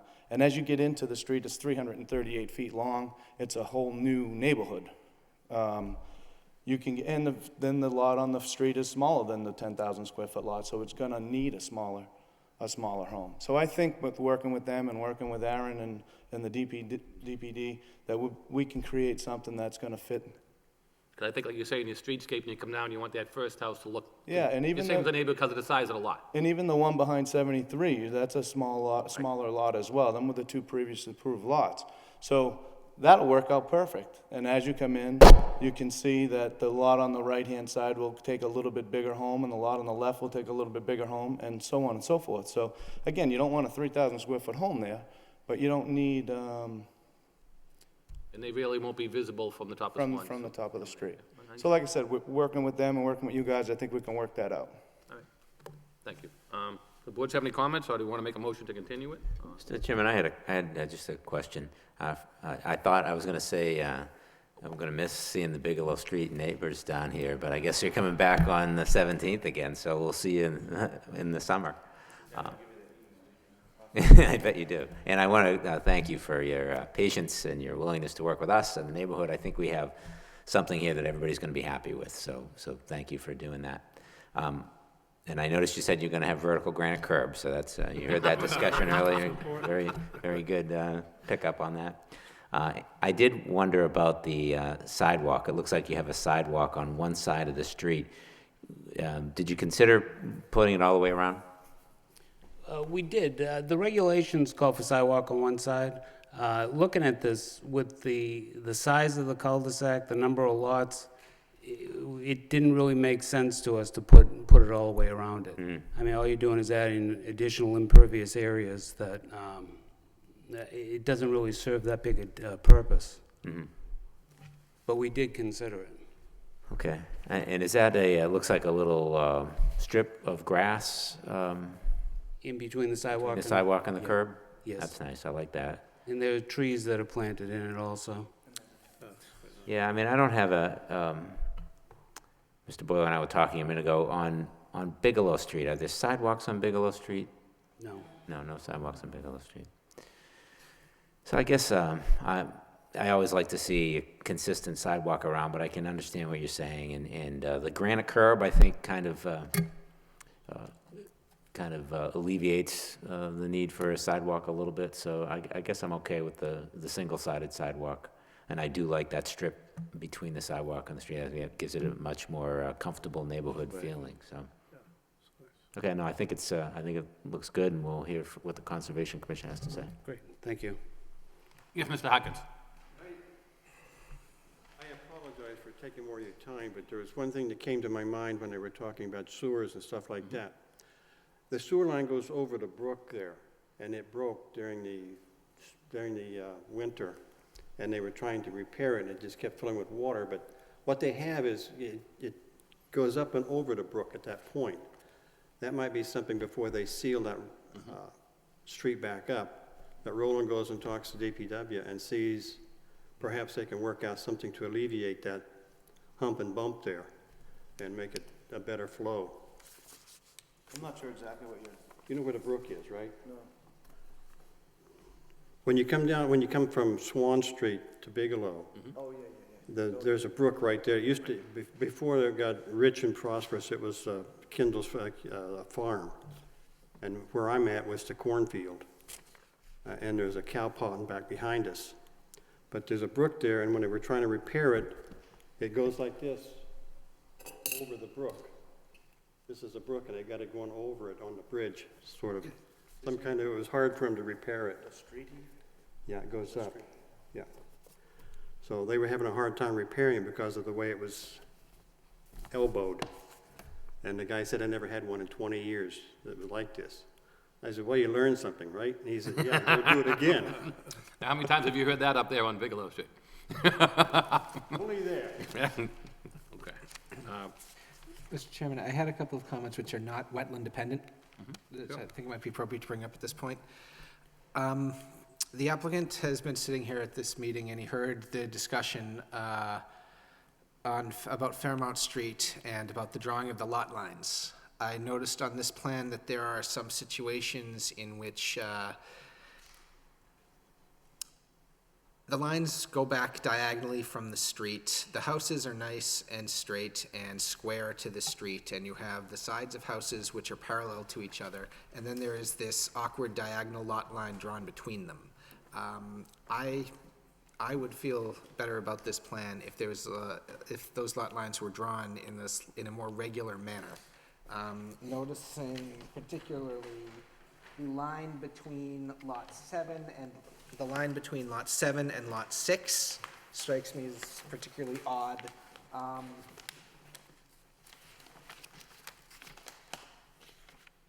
Also questioning the line between lot 3 and lot 4. That's, it's not perpendicular to the street, but it looks like both of the houses are parallel to the street.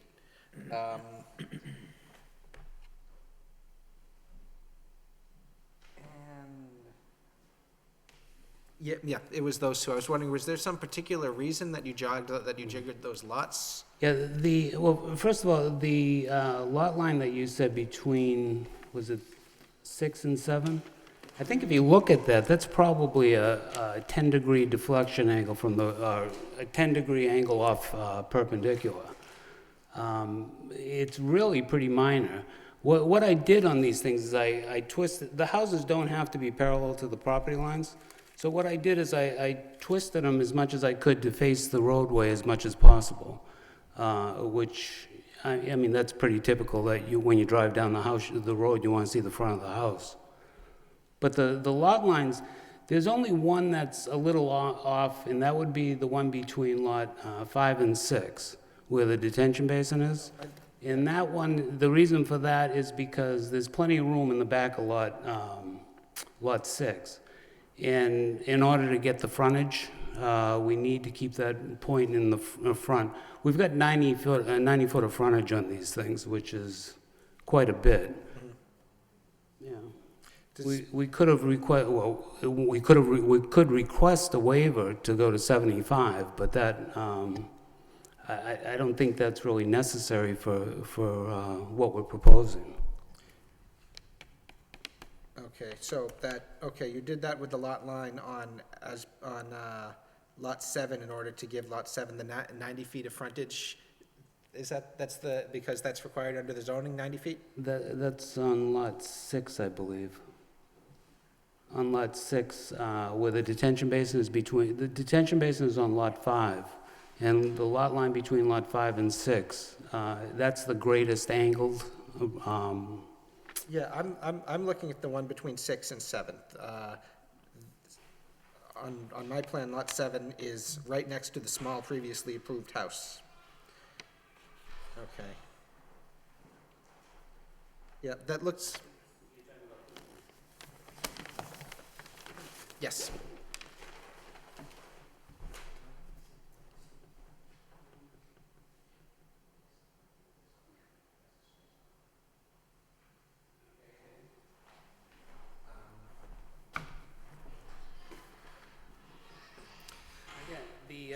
The angle on that, it really isn't that great an angle. You're looking at maybe a 15-degree angle. The back of the lot lines are, the back of the lots on that side are quite large. I think those are, they're over 10,000 square feet each. My main I mean, concern... what we could do, if you wanted, we could put an angle point in the back of it and come out perpendicular at some point there, but it's just creating another point in the property line. My biggest concern here is that you show this 11-foot setback to the lot line from the house on lot 6, and at the front corner of the house, it's 11 feet from the lot line. However, if you were to continue that line from the side of the house forward, it would almost meet the lot line. You almost have the neighbor's property in front of the house on lot 6. Like I say, if we requested a waiver to go to 75 foot of frontage, we could make that more perpendicular to the road. It drives me crazy when there is bad design, and the bad design results from city regulations. And that is absolutely an appropriate situation for us to grant some flexibility. If we have that, that would be a special permit to do that? It would be a special permit for frontage reduction. For frontage reduction, right. I think That would, and just as from a procedural standpoint, that would require another notice for a public hearing because it's a different kind of relief. Right now, what's under consideration is definitive subdivision, and so, which is under subdivision control law. The special permit's under the zoning code, so they're separate. So, I mean, since the request has been made to June 17th, there's time, but I just wanted to point out from a procedural standpoint, they are separate requests.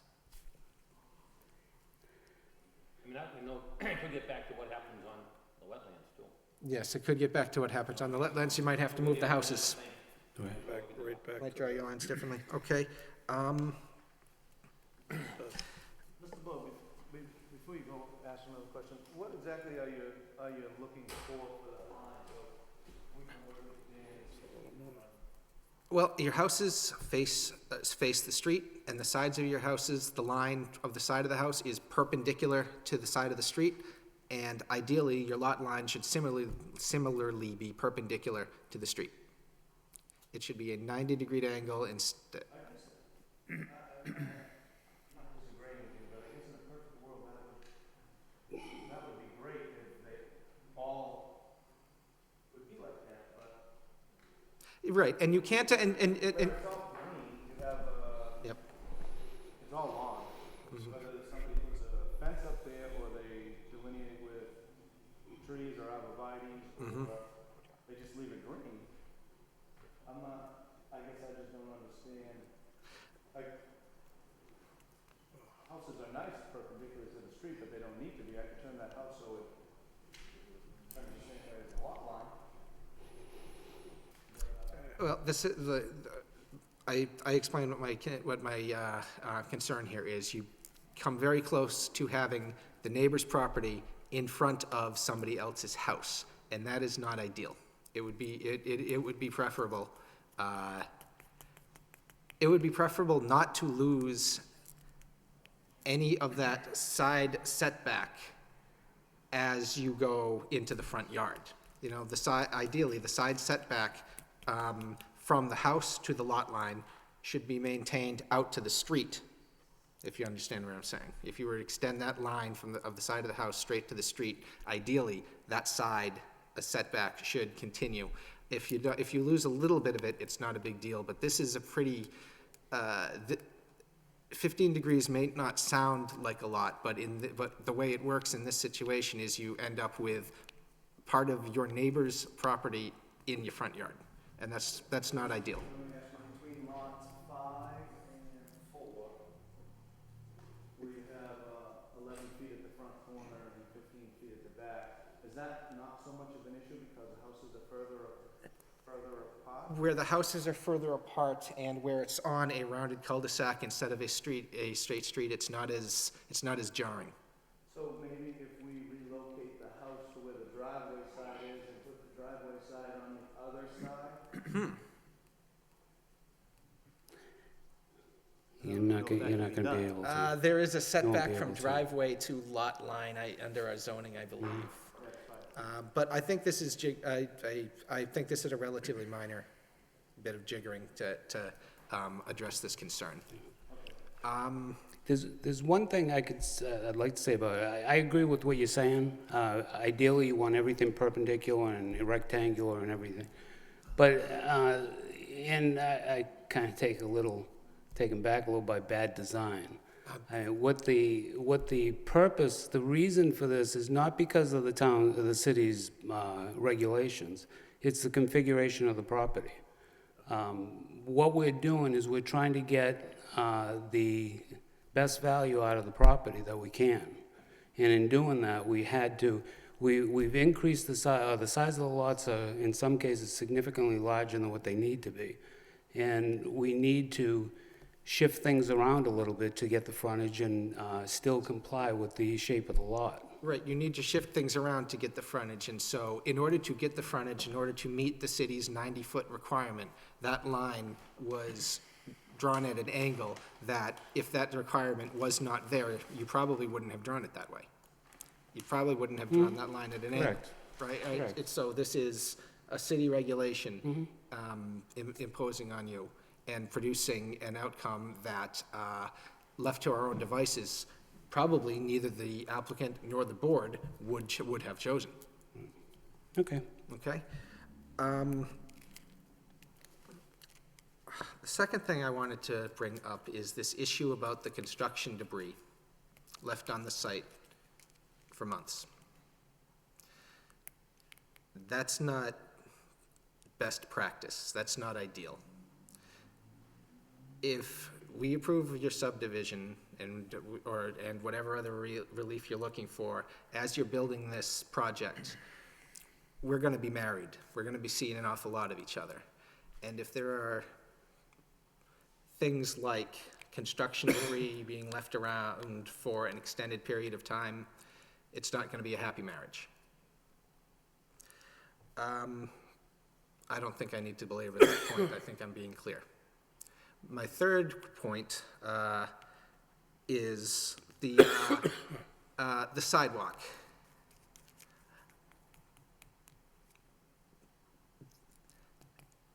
A cul-de-sac being built off of a street which does not itself have sidewalks, and which is, and where both the cul-de-sac and the original street are suburban areas, there aren't mixes of uses, there aren't corner stores that the people on the street walk to. These 338 feet of cul-de-sac are probably not the highest priority for sidewalks being built in the city. I don't need an answer tonight, but I wonder if the applicant and the board might consider, in lieu of the construction of a sidewalk along this cul-de-sac, either the installation of sidewalk elsewhere or the provision of funds to the city to install a similar amount of sidewalk elsewhere. Like I said, this is going to take some thought on both of our parts, but if we're going to get approximately 340 feet of sidewalk being built as a result of this project, one side of the street on this cul-de-sac would not be the greatest bang for that buck. And that's all I had. Mr. Chairman, so I like the sidewalk. I think it should stay, and I don't think we can very well ask the applicant to pay for sidewalks elsewhere in lieu of putting them there. I think even though the sidewalk doesn't exist on Bigelow, I think we should strive for sidewalks. I also think the lot lines are fine. I think that they're all straight. This is a circular project here, so they're never going to be perfectly parallel to the houses. I don't think we should pursue asking the applicant to apply for a special permit for smaller frontage when he has the frontage he needs. It's not perfect. If the land configuration was a little different, certainly the development will be different. But I think the layout of the lot lines, far different from the prior project that we talked to, where the lot line took a 45-degree angle to the right. They're all perfectly straight. They're reasonably centered. The houses are reasonably centered on the frontage as well as the rear of the property, so, or at least as good as we can do it. So I think, I think we'd be splitting hairs to try and rejigger the lot lines, because you move one over a little bit to make it more perpendicular, and you knock the other one out of whack a little bit more. So, and I think the special permit idea is something we shouldn't consider. I think that we should strive for the 90-foot frontage everywhere and not look to reduce it. So, so I wouldn't be in favor of doing that. Jim, can I comment on that for a second? The 75-foot frontage, we could go for a waiver. It says it's part of the regulations. After, again, dealing with the neighborhood, dealing with Aaron, we decided not to go for the waiver. I made that decision. If we did go for the waiver and we got approved for it, we would get an additional lot there. We have the square footage to put, and we would have had the frontage. We have it laid out. But with the concern, the reason why we changed it to SSF was because we wanted to reduce the houses. We went from 9 to 8 to 7. So I think I've made some consideration over the years, if you will. Again, lot lines aren't totally perfect. I really wouldn't want to go for the waiver for one lot. If I was going to go for a waiver, I'd like to go for the waiver for the whole subdivision, and then it would include an additional lot. I'm not asking to do that, but if I was going to do that, that's what I would ask. To go back to Mr. Boyle's thing about the sidewalk, if that was a consideration, I'm not against it. Of course, it wouldn't be 338 a sidewalk because you'd have to subtract the driveways, and it doesn't go all the way around, so whatever the footage would be, and I would ask that it would be done at my cost, not what it would cost the city to do elsewhere.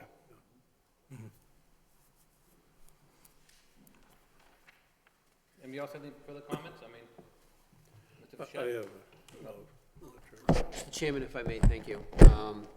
Just, and I understand Mr. Boyle bringing up those items, certainly for us to consider, but I agree. I think that a lot of work has gone into this to come up with where we are right now, and on a new subdivision plan, I would always encourage that we would go with the lack of waivers and comply with that. And understanding the lot lines, typically in a cul-de-sac, you end up with that fanning effect to obtain the frontage. I don't think it's detrimental based on the concerns that I have on the intrusion of a side lot onto the adjacent property. Although that is a legitimate concern, I don't believe in this case it's excessive. Also, I think the sidewalk does add, it's gonna add tremendously just to the curb appeal to this project. I think you're gonna go down there and it's, with the island between the road and the sidewalks and the landscape trees, I think it's actually just gonna add a very nice appeal. It's gonna add value. Truthfully, that's gonna add value to those homes, I think. So from that perspective, I'm comfortable with that. I think the concern is if there's going to be any major changes based on conservation. There may not be, but obviously that's a variable right now, an unknown. I'd rather have engineering's final comments. Yeah, the only other comment I have is, Aaron, I was looking through for department comments, and there wasn't, I mean, I saw wastewater. Yeah, we haven't really received any other comments to this point. I think one of the things is that a lot of departments are waiting for is the determination that the Conservation Commission comes down with. Yeah. Because it could change a number of the issues related to the street layout and the lot layout, so. 'Cause that- I know particularly the city engineer really wanted to hold off on doing a full review of that until there was a determination, because again, that could change it, particularly the stormwater piece. Okay, because I would wait to see something from the water department too, I mean, if there's any issue with water pressure, and we didn't have any comments from the water Yep, department. we'll follow up with him to see if we can get a comment from All them. right, sure, no, that's great. So I certainly would be in favor of continuing this until the June 17th meeting. Thank you, Mr. Chairman. Mr. Lockhart? I agree with Mr. Genron's evaluation of what we're looking at here. I think, the lot lines aren't perfect, but it works very well with my eye, as well as the sidewalk. I think you've done a nice job in laying it out and presented a pleasing layout. I like it, and I'd be in favor of continuing as well. Mr. Malovich, any questions? Comment? My only comment, I think it's well engineered, and well laid out. I don't have any issues with the lot lines. But I think we ought to wait till we hear from the Conservation Commission. It may be, this is what we're looking at next time, but, I think it's well done. Okay, hearing all that, I'll make a motion that we continue the matter to June 17th. Second. Motion made and second, all in favor there? Aye. Thank you for your time. Excuse me.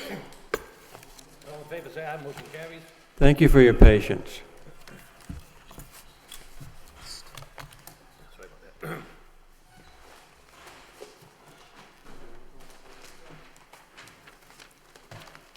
Okay.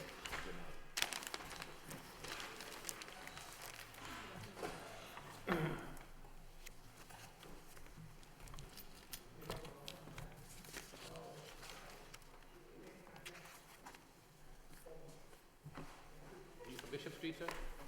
Are you here for the Bishop Street bond removal? I'll take that out. Beginning and the end. Well, we have about 3 more things before that, so I'm gonna jump right to you, how's that? Beautiful. Okay. Partial bond release, amendment request 61 Bishop Street / Berkeley Ave. The applicant requests the planning board authorize the partial release for funds relative to infrastructure work implemented on the site in accordance with prior approval of the board.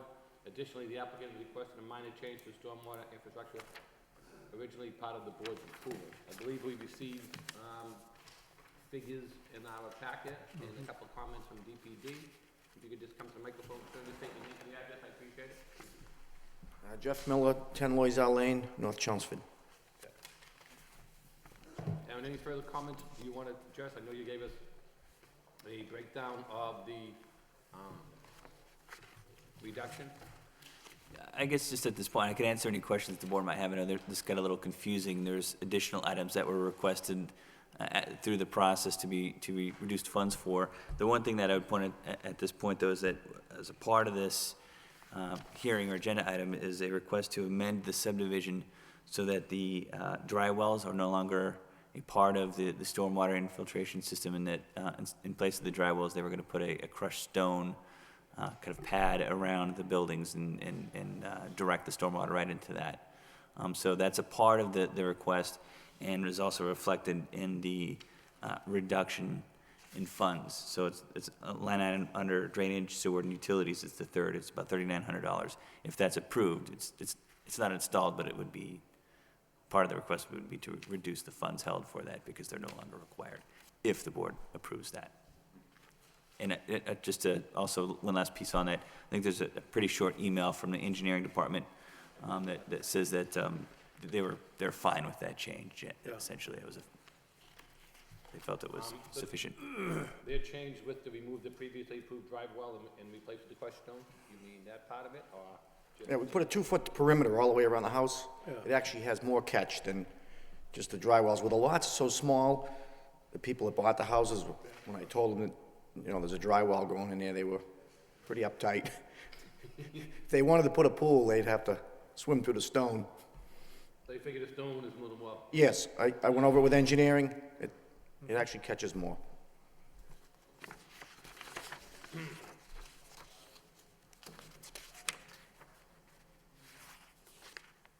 So we have the location of the bond worksheet and everything else, so.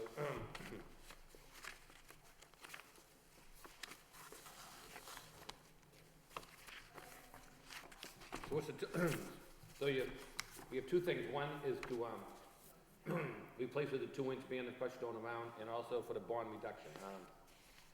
What's the number that you're looking for us to reduce? I think we have it here. Well, it's contingent upon whether we approve the first part, right, Aaron? Correct. So if we approve the first part, then what are they looking? Is it? Right. So we have, looks like we have 74,000 remaining balance by the worksheet that they gave us. That's correct. The original amount still remains at $74,000 at this point. And if we amend, if we take out the dry walls, that was estimated at, where was it? 3,900. 3,900? Okay. Approximately $4,000 on that, okay.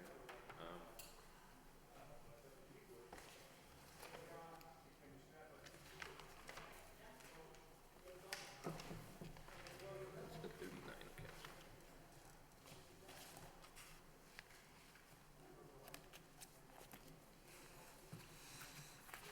Anybody, any of the board members have any questions on the bond reduction?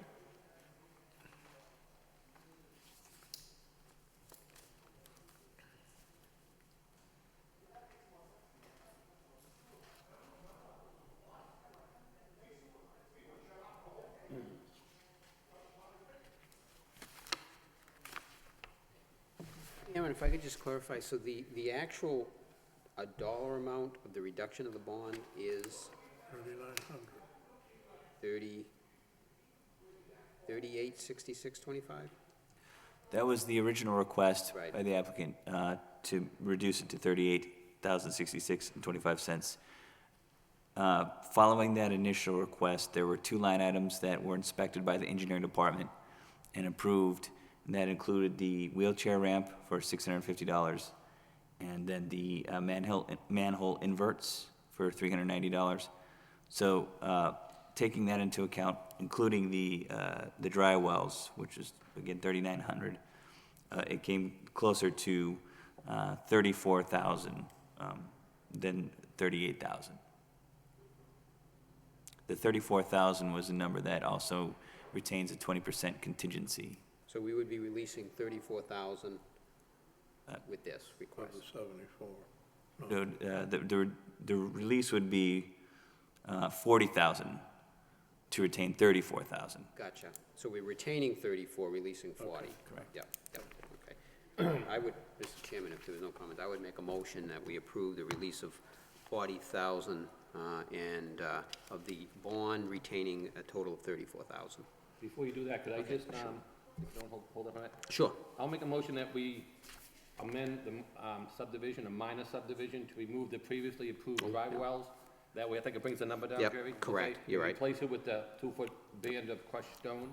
So I'll make a motion that we approve that. That's been, we have no problem with city engineer with that, and DPD are both in favor of that. So I'll make that amendment first, that's okay? And I'll second that, Mr. Chairman. Okay. Yep. So that minor amendment has been voted for, and second, all in favor? Aye. Any opposition? Hearing none? Now back to Jim. Then make a motion to release the $40,000 of the existing bond, retaining $34,000. Second. Motion made and second, all in favor, say aye. Aye. Any opposition? Hearing none? Good luck. Thank you very much. Moving back on the agenda, we had a remaining bond release on 685 Lawrence Street. Come to our attention, there's still a little more work done on that, so they're gonna come back at a future date. I don't think we've received the future date request by the applicant, so I'll just request that we place that on file until they come back with a further date requesting for the remaining lot. 'Cause, I mean, what do they have left to, only a minor, I mean, still one lot, and we have about 3 Looked pretty grand. good over there. It's the fence for the dumpster is what remains. Yeah. I haven't been to the site to actually inspect the striping, but as soon as the fence would, I would do that. But I have seen pictures that shows the sign is up for the exit on Andrew Street, which is one of the key, I think, one of the remaining key things that was done. And I have seen pictures of the striping. I just like to kind of walk it a little bit to make sure the dimensions are correct, but I'd other say than we, that, it's just the fence.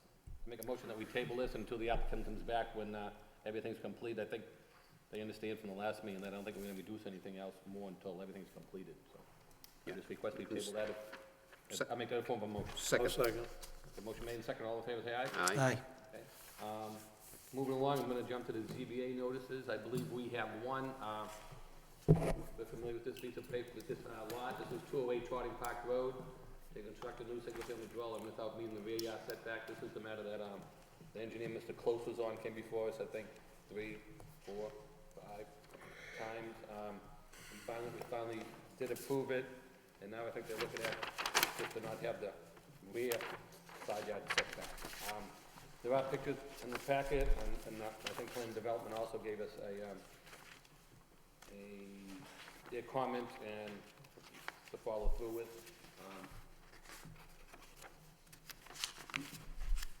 So if the board members have any comments, I mean, this is the one, remember, there was the two, they were owned by the family together, they put the middle house in the middle. Right. Pretty close with, I mean, one close was on this one, we came in. Gonna do several road times. improvements. This is, Alice Draper, I believe, Yeah. and, Edward, yeah. I mean, so we allowed to put the whole new house in, so now they, how much are they looking for in the back? She just wants to move it back, right? Go back a side. Correct, she wants to move it back 25 15 feet. But she needs what? She needs, So they're gonna have like a 10-foot The setback is supposed to be setback, 25 feet, she's looking to move it back 15 feet, down to a 10-foot. it's off by 10 setback. feet. Leaving 10 feet, Okay. yeah. They're looking for a 10-foot waiver, but they need 25, they're asking for 15. But it's a new house going in, doesn't include. Right. No. Where's the hardship? Where's the hardship other than aesthetics? Because we just approved the new house to go in too, so. Right. And there wasn't a request at that time. We approved this over a period of time, yeah. Yeah. I mean, we tried to do it because it was set back, they own the same property. There's a bunch of lots up there that were in the same size, and so, but.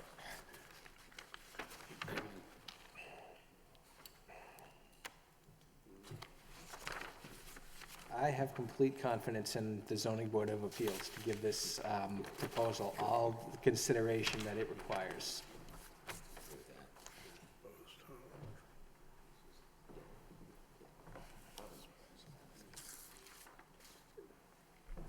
for recommendations, or? I would, Mr. Chairman, I would make a motion that we do not provide a recommendation in this case. I believe that requires a full deliberation from the zoning board of appeals on this issue. Okay. I'll second that motion. Take those up consideration. Move that along. Moving along, any notices from budding towns? Any feedback from DPD before I turn it over to board members? Nothing at the moment. Earlier, I did ask Aaron what we had on the next couple of public hearings, so when I got the letter that it was going to continue, that way I could find out what we have coming in, so hopefully we can piggyback everything up the same night. So that's why I asked him to look it up and let me know, so it's after he get back to me and told me. So I think on the 3rd, that Perkins Street that we approved before, that's coming back in. We had a mix of residential and commercial, Aaron. And That's correct. And now part of the commercial, they want to change to residential? Yeah, Is that what there you're is about 3,400 square feet of commercial proposed with that project at the corner of Perkins and I think it's, Bacon. I can't think of the drive there, Lawrence Drive, thank you. But they're requesting an amendment to change the commercial space to 12 residential units. So you said that requires a public hearing, right? Correct, yeah. They've submitted an application for a full public hearing. Yeah. So that's on for 6th, right? Okay. June 3rd, correct. Doing a nice job on that. Now, Aaron, is that they were going to put some sort of a market? They were hoping to put some sort of a market in there, is that? Yeah, they were talking about a small market was what Right. they had in mind. I'm not sure why they were looking, why they're looking. I can guess. I mean, the rental market right now is really good, and It's they're more doing lucrative than the a great commercial. job renting up that space. Yeah. But Is that the counting house building that they're talking about? No? I don't know the specific buildings. It's the one that was in ruins basically at the end of I think it's the Hub Hosiery building. Yeah, right on that, Okay. that first one, well, the whole stretch of it. Right. We're doing a And they've nice done a nice job, right? Yeah. Very But nice. it's still mill space. It was, yes. It's mill space. Yeah, okay, it's not the building. A part of this project did include some new construction. There are some townhouses along the street that are kind of fronting on the building that are new construction, they're not rehab. But the backside, closer to Lawrence Mills, or the Renaissance on the River, is a rehab space. And there was additional commercial space, I think, on the corner of Aiken and Perkins. Some kind of a round building, as I recall. Yeah, that's the part that they're requesting an amendment to remove that. Yeah, that's the part that would come up, yeah. That makes sense. Any further comments? If not, we can entertain the motion to adjourn.